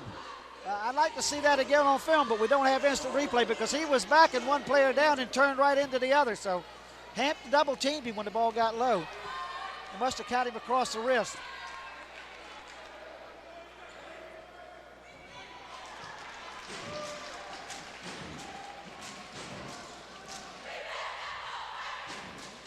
Oh, my Lord.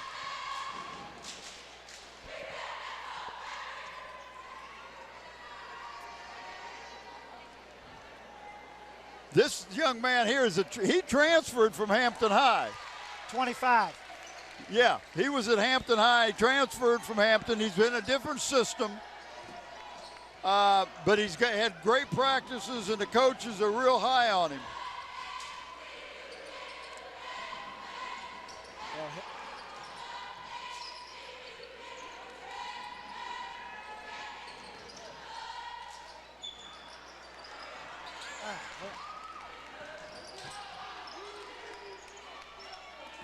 Well, I tell you what, there's a lot of man-up defense going on out there right And now. Barber's denying Rakeem Brown to getting the ball.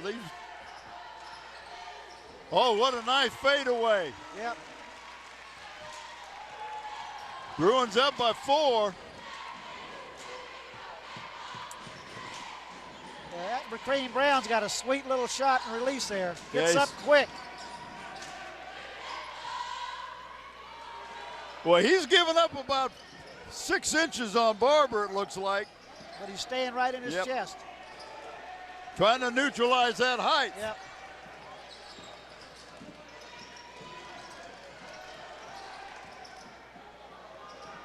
Nice shot. Another great shot. Yes, sir. Got a good height on that ball. He had to because Baycoat was right in his face. He had to put it up higher than he normally would have probably.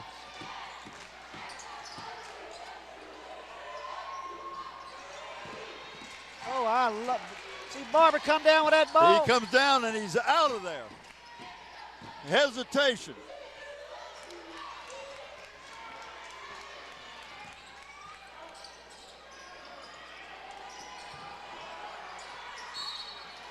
Take it strong to the basket. Yep. That's what you want your postman to do. Yep.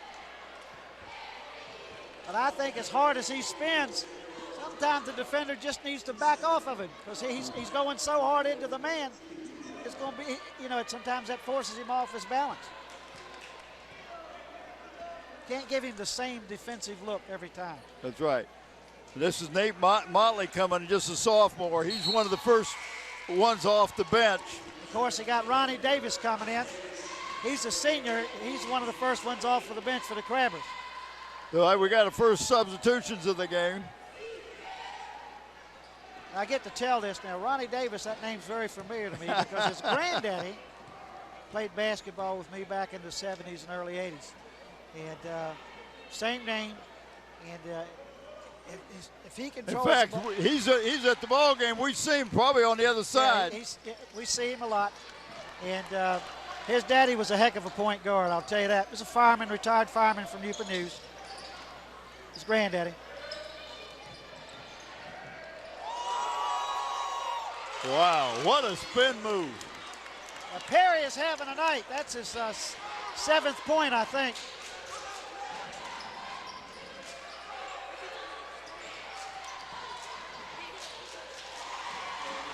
I'll tell you, he gets up off the floor quick. That's Goodwin, Joseph Goodwin, and he's a senior. He gets up off of that floor really quick. In the last 3 games he's played, he's had 3 double-doubles. The coach has challenged him to get better, and he has responded.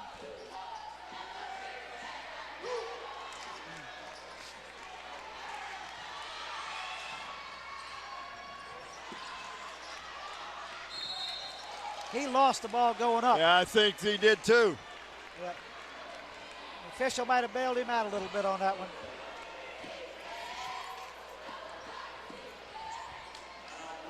The Hampton's got to get some rebounding in there.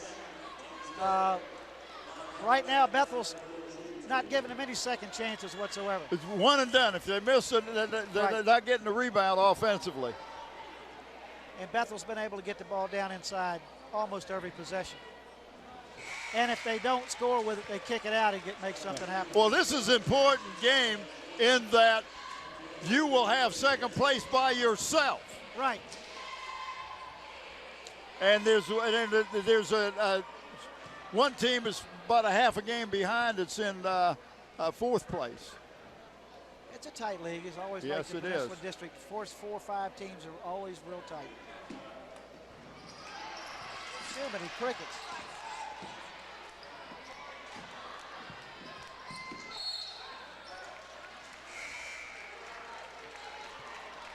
What did he call him, out of bounds? You must have. Joseph Wilson, who is a senior, number 20, checks in for the Bruins, along with number 4, Brendan Cole, a junior.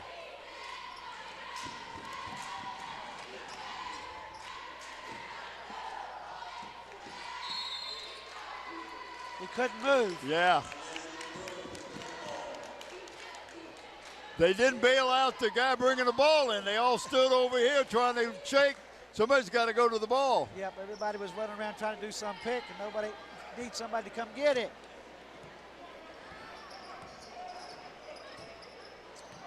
But Barber's bringing the ball up. Hampton's a little more control on offense. They're looking for the open shot. They're not forcing anything. That might have been a walk. I'm not too sure on that spin move, but he's got the basket, and he's going to have a chance for a three-point play. Yep. Right now, this is where Hampton's got to tighten up right here on these free throw On the foul line, yeah. Yep. At 34 is coming out for Hampton. He's had a great first quarter so far. He's got about 7 points. That's Lee. Not Lee.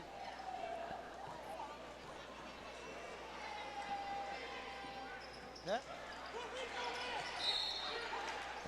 And that's what you're talking about, the foul shot. Not getting that three-point play. Last night it 8 up down and they were able to get away with it. They can't keep doing that.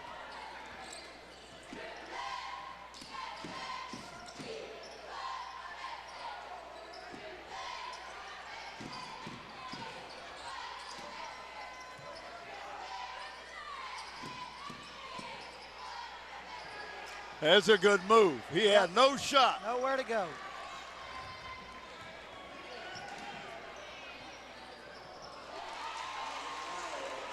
Nice little soft touch that time, but get it up on the rim and let it do what it's going to do. And that's Clayton Cowler, who is a senior.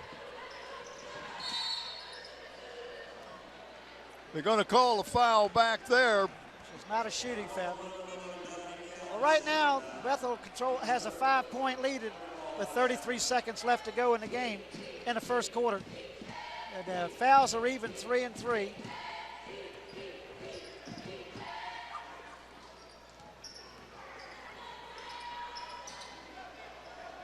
They're going to try to take it down to 1, I think.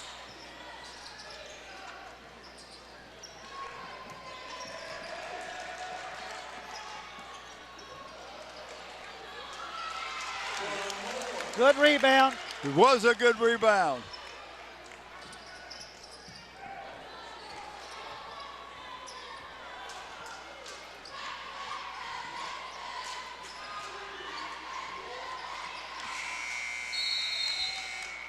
Well, it's a 3-point game, Bob. Hampton made their last shot, and Bethel almost followed up with a 3-point put-in, but it's what we expected so Absolutely. far. And I tell you that this crowd has gotten big. They're going to enjoy a great high school ball game on a Saturday afternoon. Very, very fortunate. We talked about Walter Brower and his 500th win, Brent. You and I watched last night as they presented him a ball with zero fanfare. Very few people. It wasn't a big crowd here last night when they. Tonight would have been better. Yeah, well, you know, crowd-wise. It was nice that they thought about it to bring him the ball, but I just hope that's not it. I mean, you're talking about a man that's dedicated a lot of his life, his family, and time and experience. He's got 2 sons working on the coaching staff. He's got former players from the early 90s on the coaching staff. Got a great program. He's won state championships. I just can't believe somebody needs to take a little bit more responsibility and make this a better recognized thing. I mean, Mike Talon, we've known for years. They got a banner on the wall for his 500 victories, and they came in 2 or 3 other total schools. This man has dedicated his life to Hampton High School and its basketball program. It needs to be recognized. That's Give all I'm him saying. a banner. Yeah, put it up on the wall in here. I mean, I remember the coaches. I think that was a good no call. Yeah, no call. He was deep under the basket. But I mean, I go back to Anastasia, to Russell, to all those coaches before. And 500's a big number, and I just think it's something that the school ought to recognize. It's just an unbelievable accomplishment. Yeah. And the thing that we talk about. Well, and I helped him. I gave him some of those wins when I was at Bethel. So do I get a recognition here? I think so. Yes, sir. Yeah, you were lost number 21, 26, 31.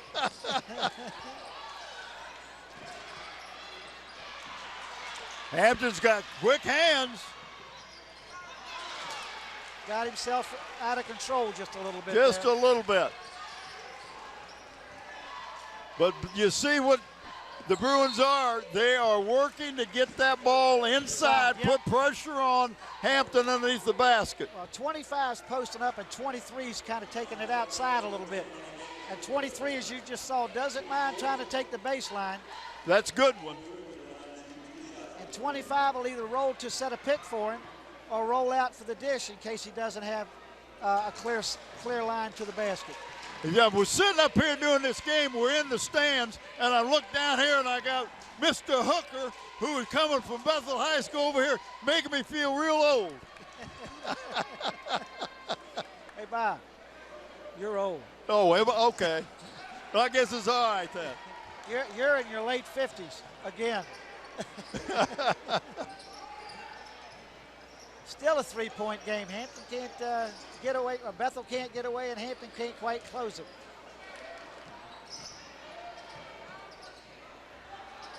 Those are the shots. You see who got that rebound that time? Yep. The shooter. How many times have you and I said, follow your shot? Well, he did, got the rebound. They almost got the basket off of it, but we got a foul. I got to give him credit because he took the shot and backed up 2 steps and then reversed and came back in and got the ball. Hampton's gone a little cold here on the shots. They've been hitting those little 10, 12 footers. They had 3 attempts right there. They're just getting a little cold right now. And I know Coach Breon doesn't like to see Hampton get that many rebounds on the offensive boards. Well, they're doubling the big guy inside. And they forced an outside shot. Crabbers coming down. Oh, there, 3-point from the foul line. Got a chance to tie it up here. Right here, yep. I don't know, maybe the angle fooled me, but I don't see how he can complain too much about that call from what I saw. No. Well, I think he's kind of letting him know. He may have been pulling my jersey earlier. How come you didn't get that one, huh? This ain't a tit-for-tat game. You know, you just get the one call they see. Yeah, you don't get the ones we don't see. I like to see Barber get some confidence on that foul line. That free throw He line. hurt Bethel the last time they played. He hit like 20, got 20 points from the foul line. Not this year, last year. Yeah, when he was a freshman. So he's capable of doing it. Yeah.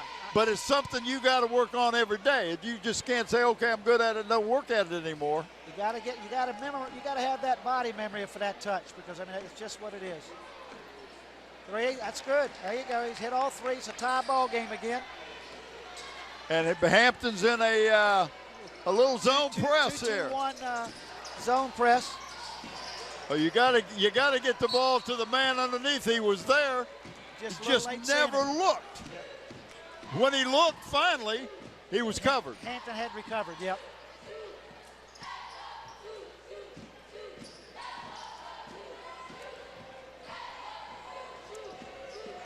Now, number 44 for the Bruins is just a sophomore, and he's running the offense for him, Rakeem Brown.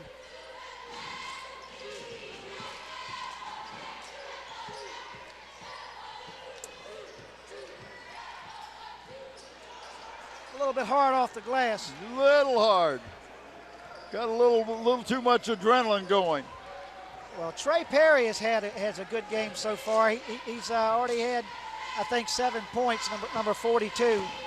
And Coach Brower said that he's probably one of the best rebounders that they have on the team. He really knows position well. And well, the he's last 5 points scored by Mr. Barber. He just hit a nice little, about a 15-footer. And what you just said there, a lot of young players don't understand. Yeah, he can shoot the three-pointer. And he drives as good or better than just about anybody in the district. But when you can't get that drive and can draw up and shoot that 10, 12-footer without drawing the charge, without any of that stuff, you're going to be a whole lot better player and score a whole lot more points. That was a good job that time by Baycoat. Yeah, he missed the shot, got his rebound, and took it straight to the basket and used the glass. There he is. So that's Baker right there for Hampton. He's just a 10th grader. And I'll tell you, the coach is really high on him. He said He can play one, he can play two position. He can even play small forward for him sometimes. Well, that was a good job that time of Baycoat getting the ball inside to Javon Harper for a nice, easy two-footer there. Those are the kind of shots you like to get all the time. Yep. But you got to have a good entry pass. Oh, and he missed it. All that work. A little out of control. Yes, sir. Yes, sir. Jordan Baker. He has missed a hustle out there. He's brought Hampton back into this game. All of a sudden, Bethel started to draw up and shoot these long shots. I don't think Coach Breon wanted that shot. No. Well, the last three they've taken, except for that 1-2 footer, have been big outside shots. Boy, he got hit. He followed up, got a shot, but I think he got a little bit off-powered. And what I mean by that, he made his jump before he got his hand in position to follow through with the shot. It's all a timing thing when you go up for a jumper. Everything's got to come together, flow up together. Well, for a while there, Hampton stayed 3 points behind, 3 points behind, 3 points. Now all of a sudden they've got the lead, and they're playing with a little more confidence, I think. And part of that lead, I believe, is because for some reason, Bethel has all of a sudden decided to start shooting from the outside. Instead of doing what the coach wanted, get it inside. Got him there. Was taking that ball inside and putting him on the free throw line.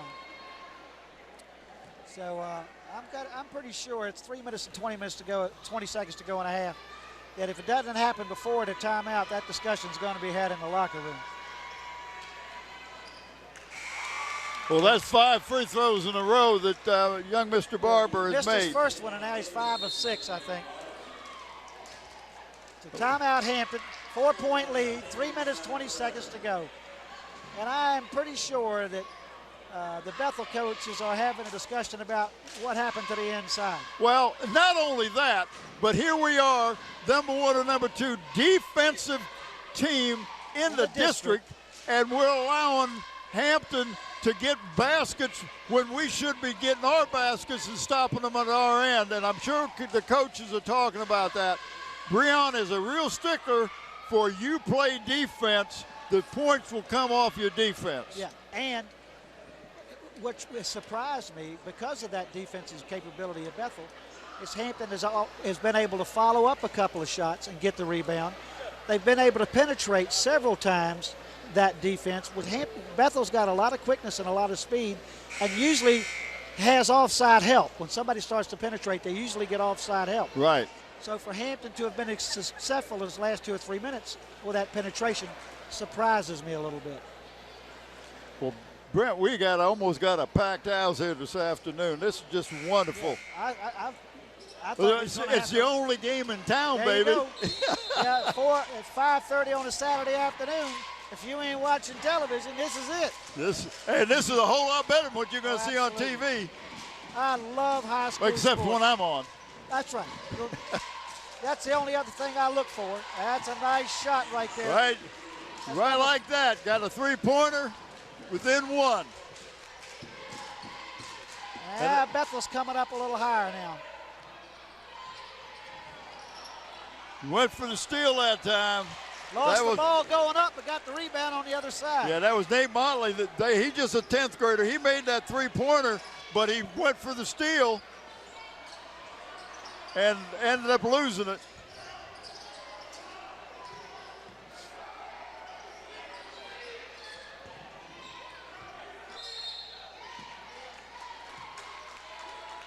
Well, he must have grabbed his arm or something. Yeah, because I didn't see anything that hadn't been going on all afternoon. We still aren't. Nobody's in the bonus yet. Next foul on Hampton, and Bethel will go on a bonus. That was Moore, number 4 for the Crabbers, that got the foul.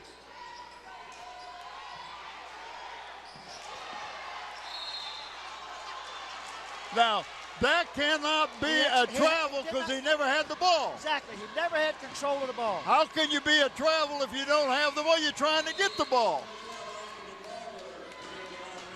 I never could understand that call. Yep. You got to have control.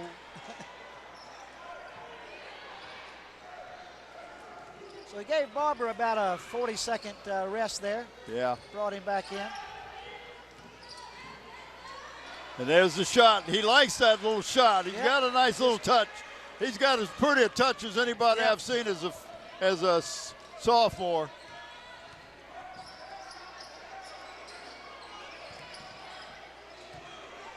Looks like they're doing a little more one-on-one. Penetrating and kicking it out. And that's not the theory that I think that Coach Breon wants.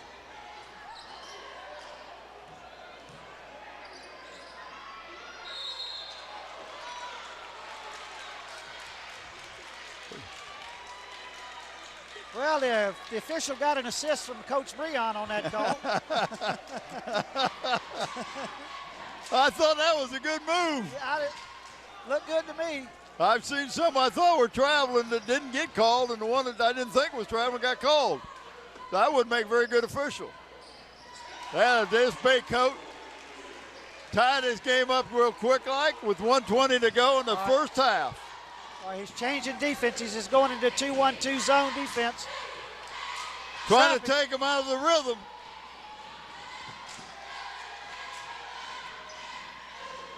Nice. Oh, nice left hand. Nice breakdown.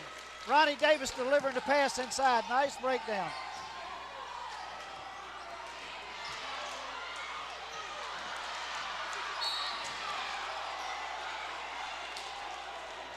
I don't know about that. That was a good rebound, but I don't know about the foul.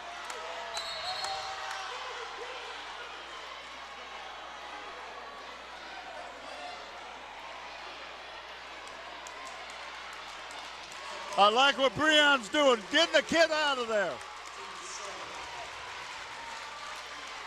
You don't let your emotions get the best of you. You don't let your emotions get the best of you. I wonder why that was allowed to happen. It shouldn't have been called a timeout. That's why something's supposed to have happened for the coach to walk out on the floor and grab a play. I'm not criticizing. Well, I think he did the right thing. Well, I did too, but let me tell you what happened to me when I was over Bethel. I had a kid go down and grab his ankle, and I go out on the floor. The clock was stopped, and I get a technical. Yeah. So, different times. Yep. And I think what Coach Breon did to stop the situation, but he needed to call a timeout to go out there to do that. I don't see how that happens.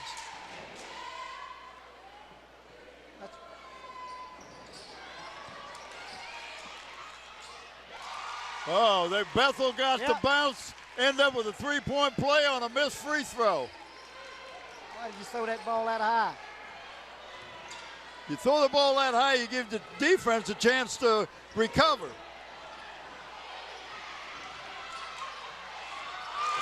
You got to like the way he takes it to the basket. Yes, sir. Quick, very quick. Well, here's the last second. 35-34, under 20 to go. Seconds, that is.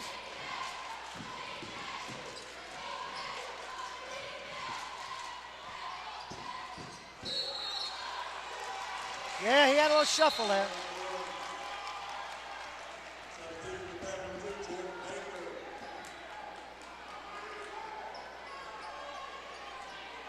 Oh, now what's going on here, guys? You got to come down for the ball.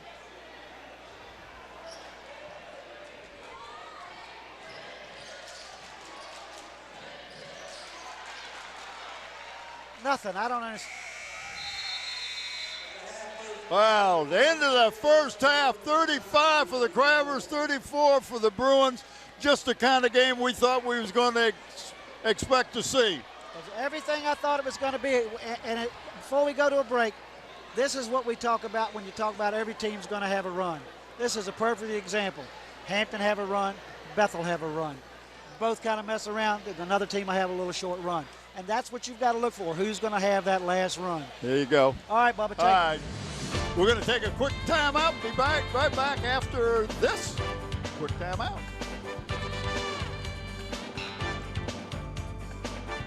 Back at Hampton High School, the score 35-34 in favor of the Crabbers. Brent, this has been everything we expected. What do you got for stats? Well, let's talk a little bit about the stats. Bethel has got with 34 points, has a real balanced attack. They've got, let's just go down this. They've got Cowell with 2. They got Baycote with 7. Goodwin with 6. Saunders with 3. Harper with 6. Brown with 5. And Motley with 5. So I mean, you got a real distribution of the ball for their 34 points. On the other Hampton, you go over to Hampton, you got 5 people scoring. You got Baker with 6. You got Perry with 11. Baker with 14. Barber with 14. Trey Perry with 2, and Moore with 2. So 2 players. I mean, of course, they're getting the open shots, or they're getting rebounds and getting their points on the Hampton side. Right now, Bethel is just very evenly distributed in their scoring. And it's a 1-point game, so like you said, it's everything we talked about. Every bit of hustle in this rivalry that we knew it was going to be. I don't think we have anybody in foul trouble. So we're this second half, I just think we're going to see the intensity just pick it up. Well, it's got to pick up, and what's going to happen is Bethel, I think, got away from their game plan of going inside and using their post. They got away from that a little bit, and they were one shot, and they were one and done. They were not getting the rebound. They weren't getting a second shot. If you get the ball inside, you got your big guy shooting, you got a better chance of making it, or he's there for a rebound. Right. Absolutely. Well, I don't know what changed it, because they were drawing a few fouls on the inside, but they hit a few trays now. It just wasn't consistently enough to make Hampton to have to change its defense. Right, they're not going to change it because you're not really hurting me that bad, and we're in the game right at this point. We're leading the game, and Browers, I know what his philosophy is. We're going to come down. We're going to look for the good shots. We're going to try to get that good 12 to 18-foot shot for Barber because he's pretty consistent with that thing. Bethel on the other side, they want to try to keep the ball out of his hand. They're not going to double him. I was surprised to see him come out in the box and one at the beginning of the game, but that didn't last long. Well, I was impressed with Hampton with Perry and Baker. A couple of rebound putbacks, Strongs to the hole. That's got to make, as a coach, you got to look down and say, wait a minute, I know Baker's only got 6 points, but you got to look at the 6 points he got. Where were they? Where were they? That's correct. In the flow of things. So, and Hampton, in the last 3 of the last 4 minutes in the second quarter, was able to get some penetration that in the first quarter they were not able to get. And they were able to get some second shots they were not able to get. Right. So here we go. We're starting out 1-point game. Crabbers get the ball at the beginning of the game. Second half, I'm sorry.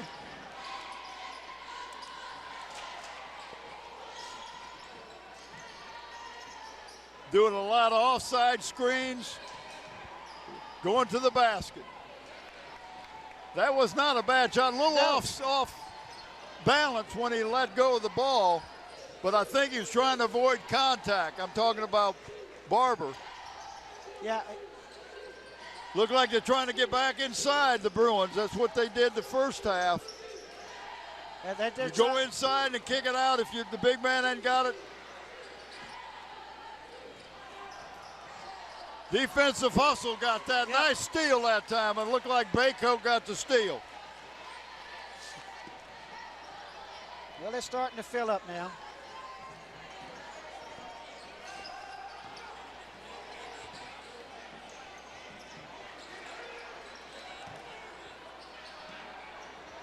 Good job of finding the open man from that. Oh, that was a walk. On his knees, though. But that's Baycote. He's did a little slipping and a sliding there. Yeah, you can see the definite concentration on the halftime talk. Oh, little anticipation. I hope he calls that with the body. Well, you know what he did? If he had just put his hand up and tried for the block instead of slapping down, I think that's the way he got the foul called on him, because he came down hard with the block hand rather than just try to get his hand on the ball. Well, I think he would have blocked it. I think he would have probably blocked it. He got a whole lot of ball on it. Joseph Goodwin again at the line. That's number 23. Well, let's see what the free throws make a difference down in this last half.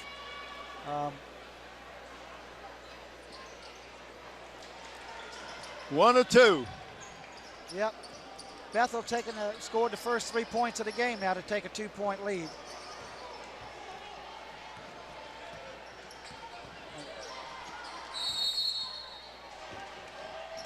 He about to call a 5-second call on him, and Brower saw what the official was doing, was counting, and he called a timeout. See, that's something different than when I was coaching. The coach could not call a timeout. It had to be a player on the court. The player on the floor to call. He had to call the timeout. Now they're allowing the coach to call a timeout in college and in high school, and it really gives you a different dimension because the kid didn't realize, almost got a 5-second call, I'm going to lose the ball. Coach could see it, call a timeout. I think in the NBA you can phone in a timeout, can't you? Just call it in from upstairs.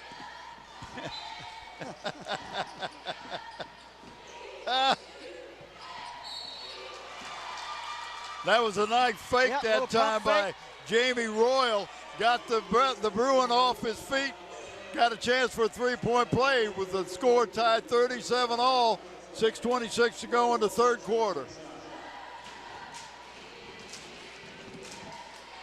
Well, he's also just a sophomore, and he's according to Coach Brower, he's one of his best inside defenders, even at his height. He matches him up with the big men from the other teams. He just plays great position, as far as denying the ball. Well, okay.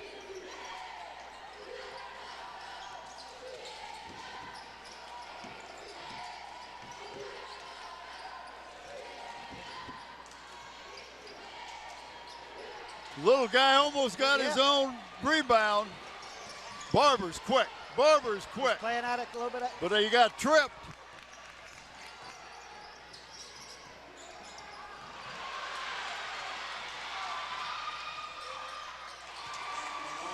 Well, he got it back. Well, sometimes that's where I'd have put him to get that ball. Sometimes when you're late coming down, you get a break. Get a present. Yep. Well, they're rolling the big man up top a little bit now.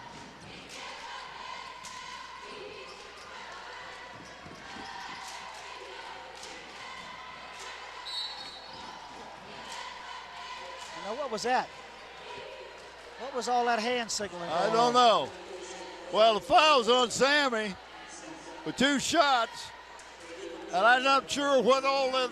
Yeah, I don't know what that other stuff, Well, that's new stuff they teach in referee school. Shake your hands a lot, play the piano.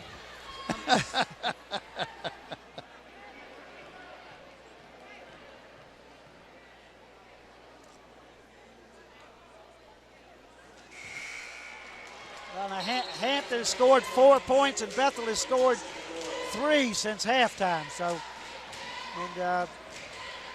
nobody's jumped out with a big score yet. We're waiting for that next rollover, that big run. Nobody's had a big run. They've had little runs. They've had just mini runs. How you like that? I like that. Almost a movie title. Many me, many you, many run. I like it.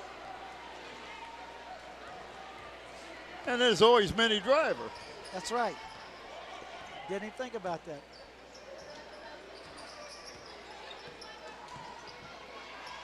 I tell you, Ronnie Davis. You gotta, if you're Hampton, you gotta be tickled with the way they're penetrating against this man-to-man defense. It surprised me. I said it earlier.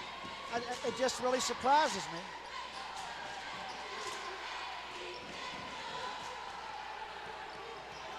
Barber is as quick as any player I have seen bringing that ball up the court, and a beautiful assist. Nice assist. Yes, sir.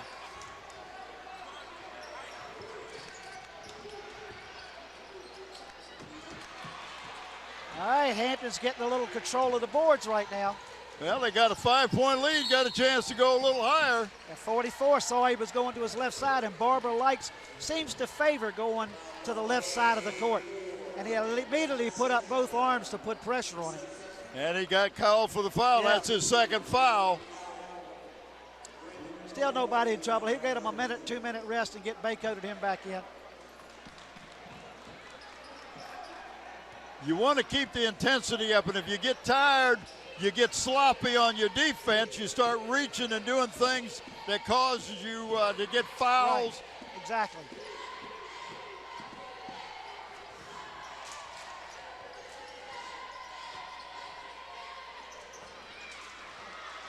Yep, playing with it too long. We were talking a little bit earlier about Eric Brown, one of the assistants for Walter Brower.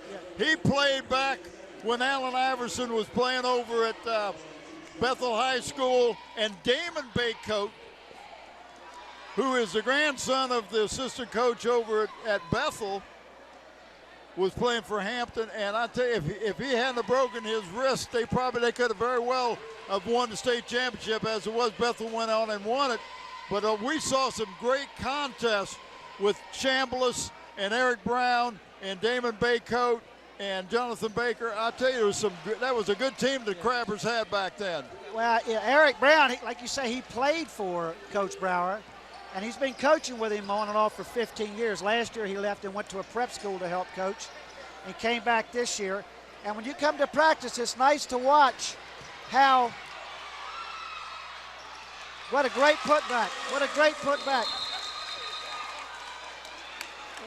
When you come out here to practice, I was talking to Coach Brower about Eric, and he said, the guy has never forgot one point of my philosophy. He said, and what they do, the assistant coaches, every day after practice, they make up the next day's practice, the assistant coaches and coaches do. And they never tell the kids until they show up the next day. He said they never have any idea what we're going to work on the next day, but we draw it up the night before so that all the coaches are on the same page when they walk in the gym. And that's what. And I was when I was talking to Coach Breon, he was commenting how well this program that Walter Brower has set up over, how well it has done, and you can see that his philosophy is carried right over to Eric, and Eric is right with him. And of course, and I don't want to forget his son, Walter Brower Jr., is the other assistant coach. Yeah, well, there's no doubt about it. Having got to sneak off and talk with Eric, Eric a little bit. He's looking to move up and get a head coaching job, and Coach Brower is doing everything he can to support him, because that's what it's all about, is getting somebody up to that level. We got talking at the practice the other day, and Coach Brower, you love him because he's like you. He just starts naming off players and where they are. They're always in contact with him. How many of them are in coaching? And how many things come up about how many things that they're still doing that he did and what they learned from him. So that's a conversation I'd love to have somewhere sitting down, because all those guys you watch coming up, they're in touch. And so it's just a great program. And that's why it's more than just the 500 victories. It's the thousands of boys that he and his coaching staff have affected. That's just as much the celebration as 500 victories. I think we got a double foul here. Wait a minute. Yeah, he called a foul on number 11.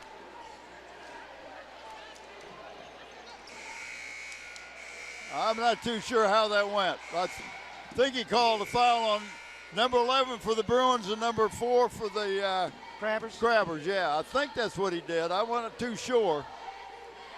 But the score guy hadn't had a chance to put it up on the board. How do you put two fouls up there?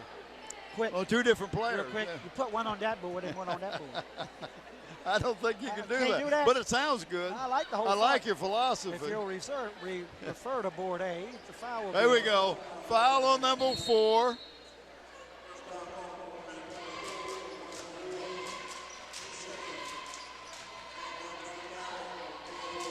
Yep. Both fouls are the third one on both of them. Oh, he anticipated.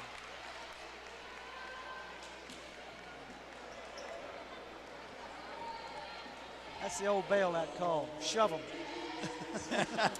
Shoved him.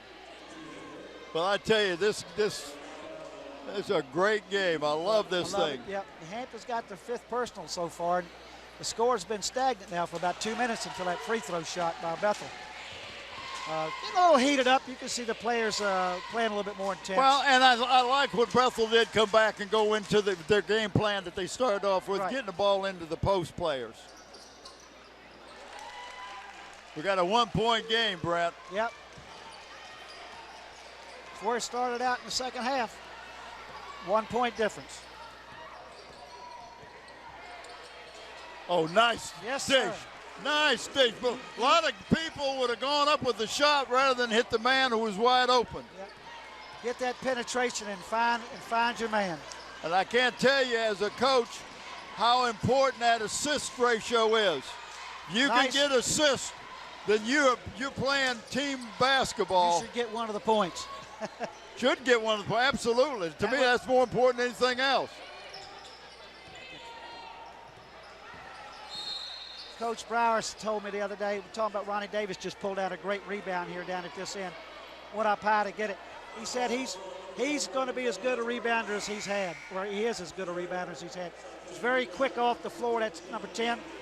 Good player. He's a real asset to the team.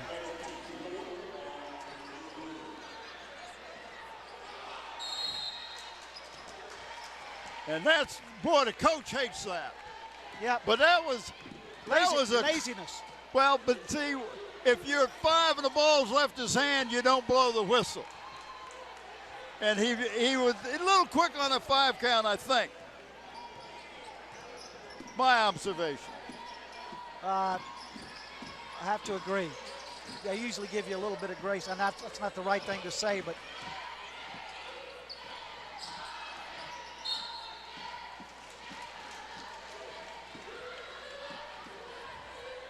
watch 23 going down the court. He's starting to bump number 10.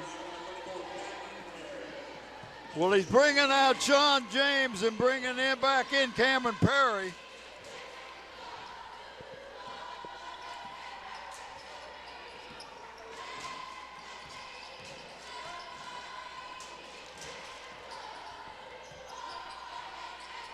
They're moving that ball around real good. The Crabbers are. They just missed the outside shot, but I like that they made 4 passes and there was no dribble. All right, offensive charge on number 11. That's got to be his 4th foul. That's Clayton Cowell. Yeah, that's his 4th. It is number 4. He got a little out of control there.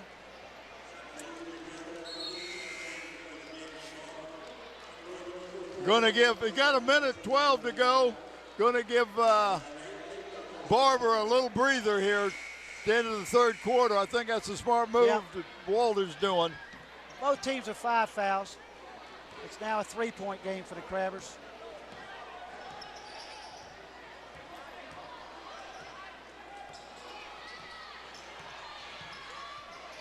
Oh, I missed it. Got it way too high. It should have been a floater, but I think he about lost control of that ball. That's what I'm thinking too.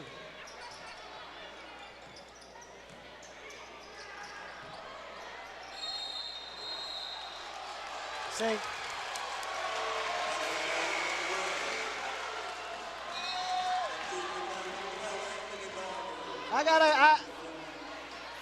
Breon's mad. He said he got pushed, but when he got the ball, if he'd have gone left right away, he could have made that basket. It was wide open, yep. All right, they're going to try to cut Barber off here. Well, they let it go now. Well, you want him there, offense. You know, he's your offensive threat. You want to know where he is, and if he's with the ball, he's where you're watching.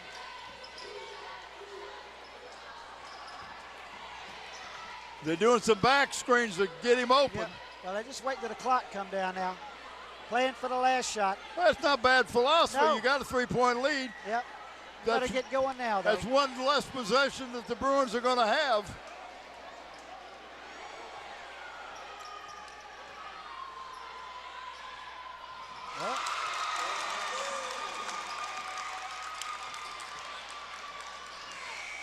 Ooh.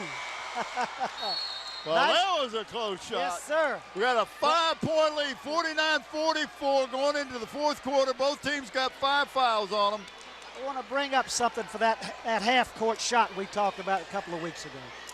Where did he shoot it from? He shot it from the left. He did not shoot it from the center straight on the basket.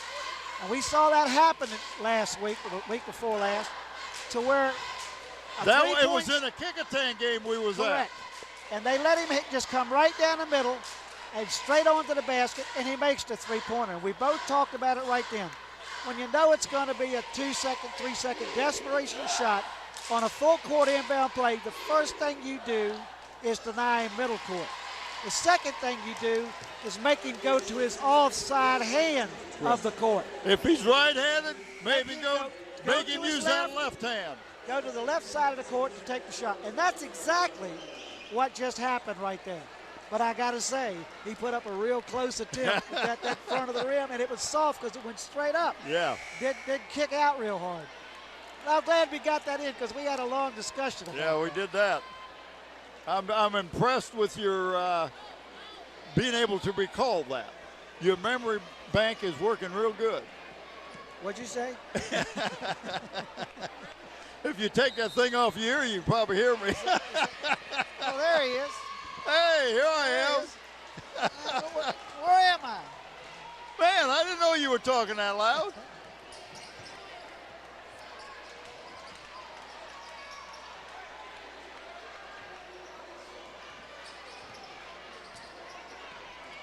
Crabbers got a 5-point lead. I like the way Barber split that double team.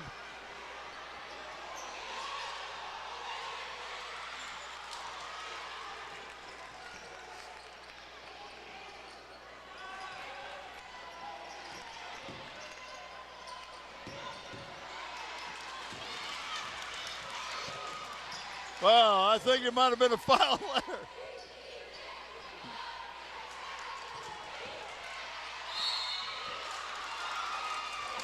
I tell you, you gotta like Trey Perry. He will fake in a heartbeat and get those people in the air. And it's so hard to teach. It's so tempting to just go straight back up. But once you get them up in the air, they're at your disposal, That's so right. to speak. Because the only thing they can change is where their hands are going. And that's usually when you get the foul called, is when you're swinging at the ball. Well, he missed the first one, but that means that the next foul on the Bruins puts the Crabbers in a 1-1. And we never made the 1-1 the first half.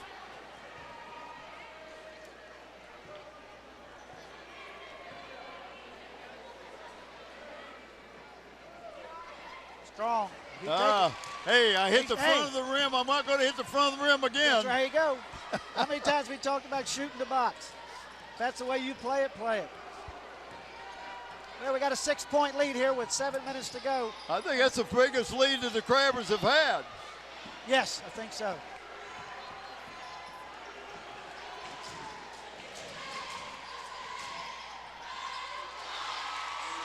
He stood over there waiting for it. Yes, sir. That's Nate Motley, just a sophomore.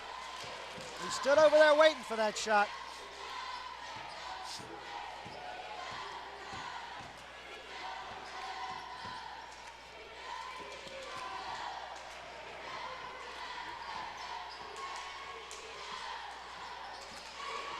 See, that's the shot he needs to draw up on.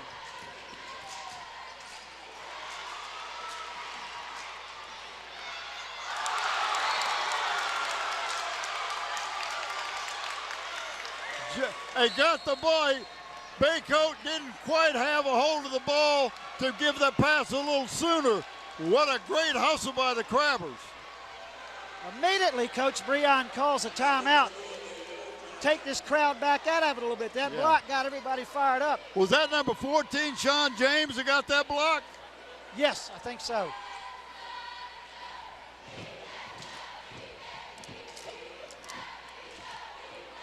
You okay? Thought he's trying to drink my water.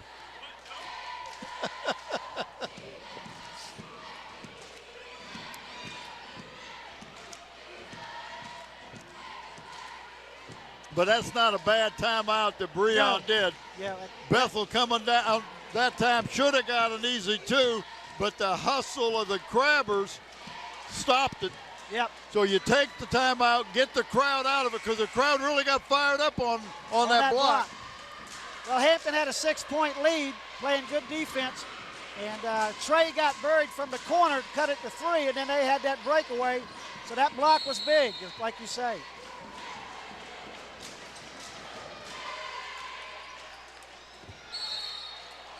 Oh, now he could call that charge after he saw the guy slide on the floor, not when it happened. Thank you. He never saw what happened. That's right. It's a reactionary foul. If you're going to call that, he should have called it when a contact was made, and he didn't until the kid was sliding across the floor.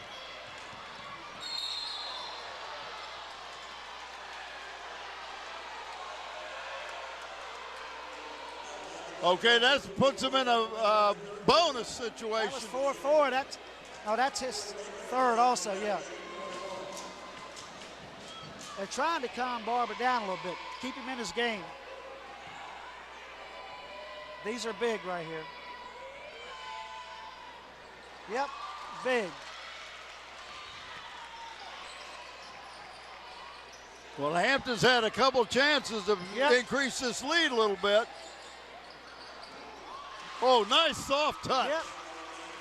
Oh, that's the shooter's bounce. Yes, sir.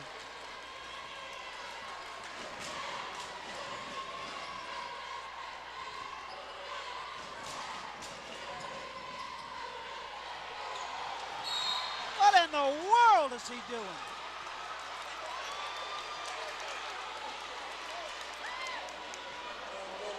I mean, he definitely put his legs into the man handling the ball. You cannot force it.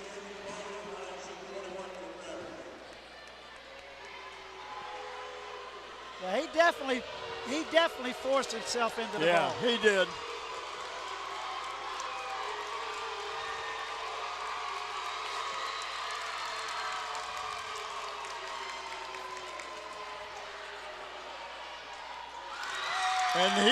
And this is what Breon was talking about. Right. Don't let him get to the foul line.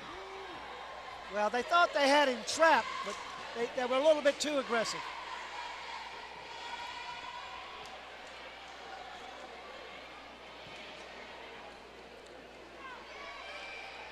Now, Bethel is still in this game. It's a 3-point game. They can't let any of that be a distraction. That's right. Let the coach go rant and rave at the officials. You keep your head in the ball game as a ball player.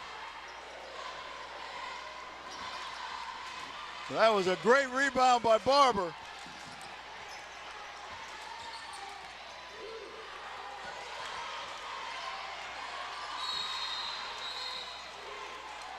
Again, you get yourself in a corner and you get trapped.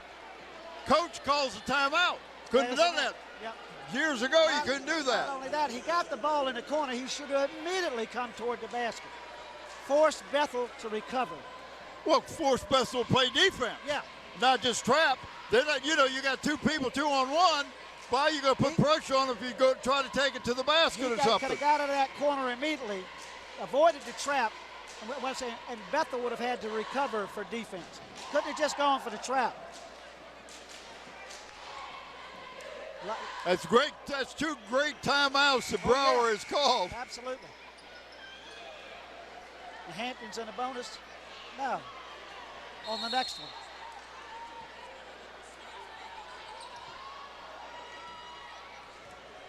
Just wrote on the pants.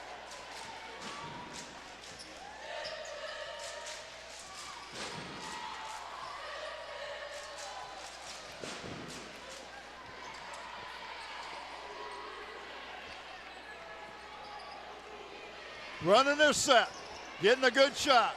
Whoa, that was a good percentage shot. I don't know, he's looking around like he got hit. I didn't see anybody around him. Nobody, he just short-armed it.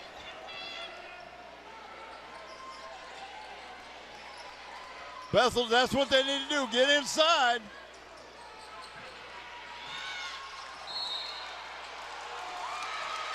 He lost the ball. Yeah, he did. Kicked it out of bounds. Lost and kicked it out. He thought he was going to get contact, did not get contact. But it stays a 3-point game. 4:20 to go in the game.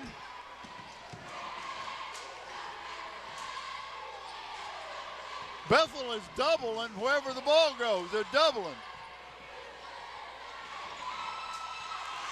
Nice pass. Nice pass. Nice inside pass. You got 2 men on you and nobody's watching the guy under the basket.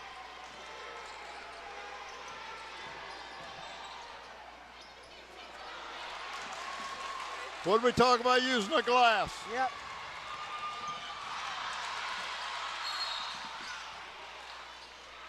He lost the ball. Yep. Just a little out of control.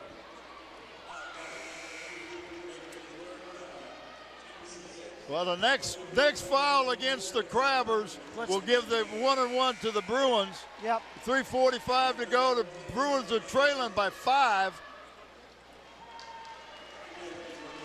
Well, they're taking a little break here for everybody. I'm talking about on the floor. It's when you got to get a few key players 40, 50-second break if you can. I don't know that you can afford to do it right now.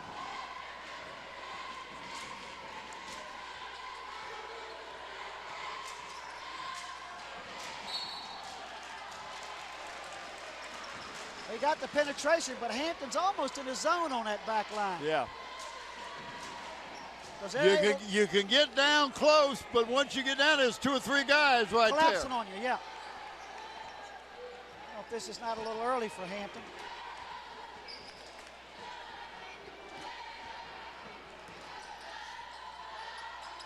They were doing a lot of running, jumping at them a minute ago. Now they're just playing straight up man-to-man, talking about the Bruins.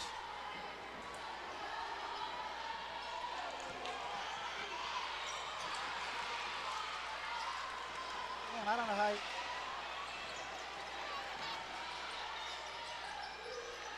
A nice little floater. Yeah, nice little floater right there. I don't know if we didn't take the starch out of that ball a little bit quicker for Hampton there. You got some momentum going. If you slow it down, you kind of take your team out of it. They're going back to a double in the ball.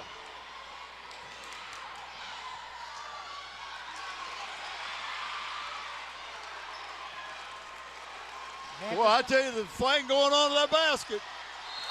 Oh, no! What a call! What a call! Boy, Coach Breon, you got to be happy with that. What he called contact on the arm, but I'm telling you what, there's a whole lot of ball there, folks. That was Trey Perry, and that's his 3rd. But it's a 2-shot foul, so regardless, well, that's just... It's anticipation. He's short-arming it. This may end up hurting the Bruins, not making some foul shots. Well, right now they're about even on their misses, I think, because either team could have a little better feel if they could just hit the free throws. Of course, we always talk about that.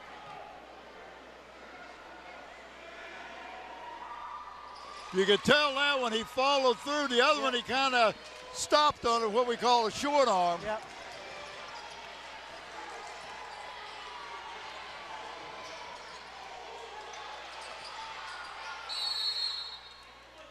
Right. It's too long out there, folks. Right. Yeah. Well, we're not real happy with something going. I got 2:09 to go, and the Crabbers are leading. They have the ball. They got a 2-point lead. We got to be thinking about player of the game. Well, it's been such a good contest. Some of the players might not be the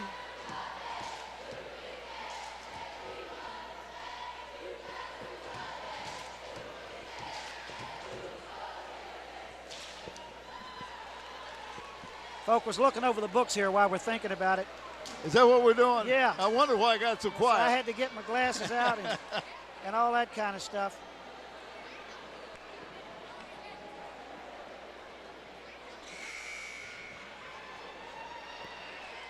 Yeah, let me know where to stand. There you go. Okay. See why? Yeah, I got you. Yeah, I'm with you so far. Of course, we got some game to go yet, so we'll see how this works out.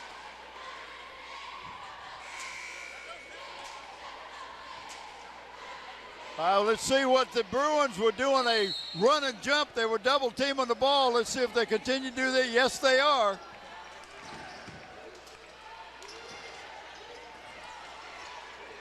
They move the ball, you find an open man. You got to put. You notice they're not dribbling.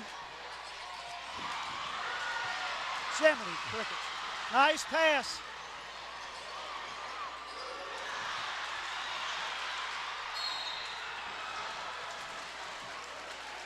I think they called a ball, foul on Barber.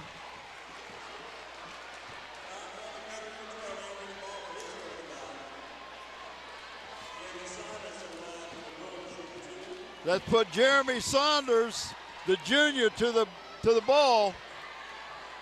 He gets 2 at the foul line. That's the first foul on Barber. Well, we're going to be looking at a tie ball game with 1 minute and 46 to go if he can this one, just like we started 2 days ago. Woo! You got to love it. Yes, sir. Best basketball in the land right here in the Peninsula District. We got a tie game. Well, Hampton can't say they didn't have their opportunities. It was a great little pass feed down the middle. And I think the guy just wasn't ready for it. Yeah. It was a great pass. Yeah, he just wasn't ready for the ball. Yeah. But I don't know. I'm not criticizing. I'm just Hampton observing. Hampton went to kind of a stall with 3:20 or something like that. I don't know if it was a stall as more as just slow down the pace a little bit, and that might take them out of the rhythm, the continuity in the rhythm, right? But at the same time, when Brower saw that, he immediately went to jumping the ball with a double team. You're talking about? Breon. Breon, yeah. Which changed Hampton's stance, because instead of playing a slow, deliberate game, now they've got to automatically speed up to make that ball move faster. And consequently made some bad passes. Right. As you say about Coach Breon, defense does a lot of dictating of the game. Yep. Well, your defense is going to set up the tempo. Your defense is going to create a lot of offensive opportunities. Yep. You should get more opportunities to shoot the ball than if you don't play aggressive defense. Right. You set back in the zone, you might not get as many fouls, but the other team is going to get a few more offensive opportunities. Absolutely. Looks like Bethel's coming out in a man, at least showing that. Going back into the half court now. And it looks like they're going to play head up. They're not going to double because they got a tie game. Yes, they are. They double on the screen.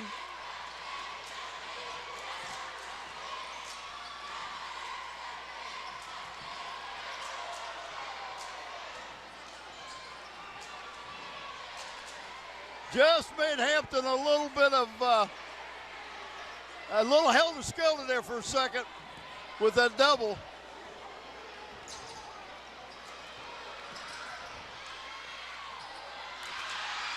Barber misses, but he gets his own shot. And he should not have taken the second one. He should have brought the ball back out for a setup. Well, he's a scorer. I understand. And I can understand him doing that with his mentality, but I'm like you. If he'd have brought it out, then they could have set up and probably got a better shot. As it was, turned the ball over. Now the Bruins got the ball with just under a minute to go, and they got control. That's right.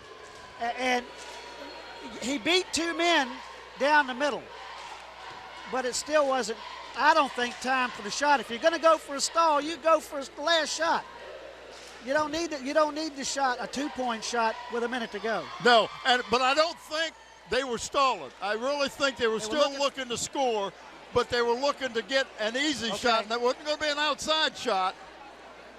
Well, they were hoping to draw the foul, too, with the penetration. Yes, absolutely, because as well as Barber has been shooting from the foul line, that's not a bad philosophy. Well, it looked like a gang meeting when he went for the shot. I think Bethel had a town meeting down there. Right, yeah.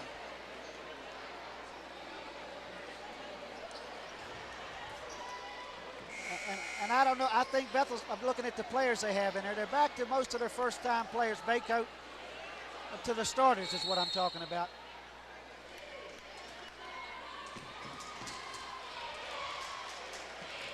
I think And I think Breon is going to hold it for the last shot. I really believe he's going to do that.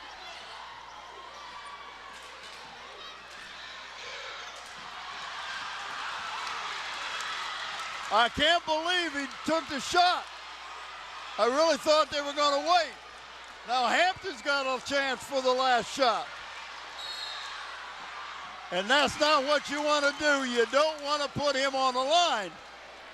But if he's on the line and he makes it, at least you got a chance to tie it up or to win with a three.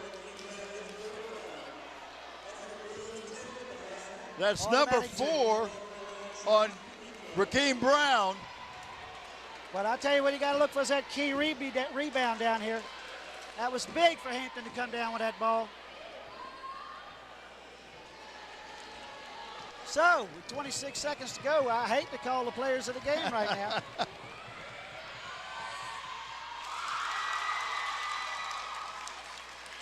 Well, I don't know why you can't call him. I'm going to go with number 23, Joseph Goodwin for the Bruins. Well, I got to go with the man on the line right now, and that's Anthony Barber. He's the leading scorer, and those two put them up 2. Bethel going to call a timeout. 25 seconds to go. Nope, he's calling the play.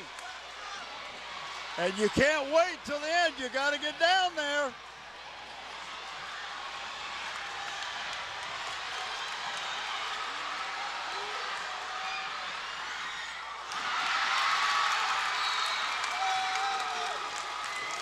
.1 seconds left. Bethel drew up for a 3, and it just went off the back of the rim. And Hampton came down with the rebound, folks, in a 56-54 contest, but still 5.1 seconds on the clock. Well, if he makes them both, it's over. It's over because that's a 4-point lead. If he only makes one, he's still got a chance for a 3-pointer to tie it up, send it to overtime. Don't take a deep breath yet, folks. No, We still not got some yet. ball game here. And that's the first. What did I tell you? Now, what do you tell your team? You got to press the ball. I don't understand this. Well, we talked about it last night. Well, they got one man on the line to check the rebound with 5.1 seconds. Unbelievable.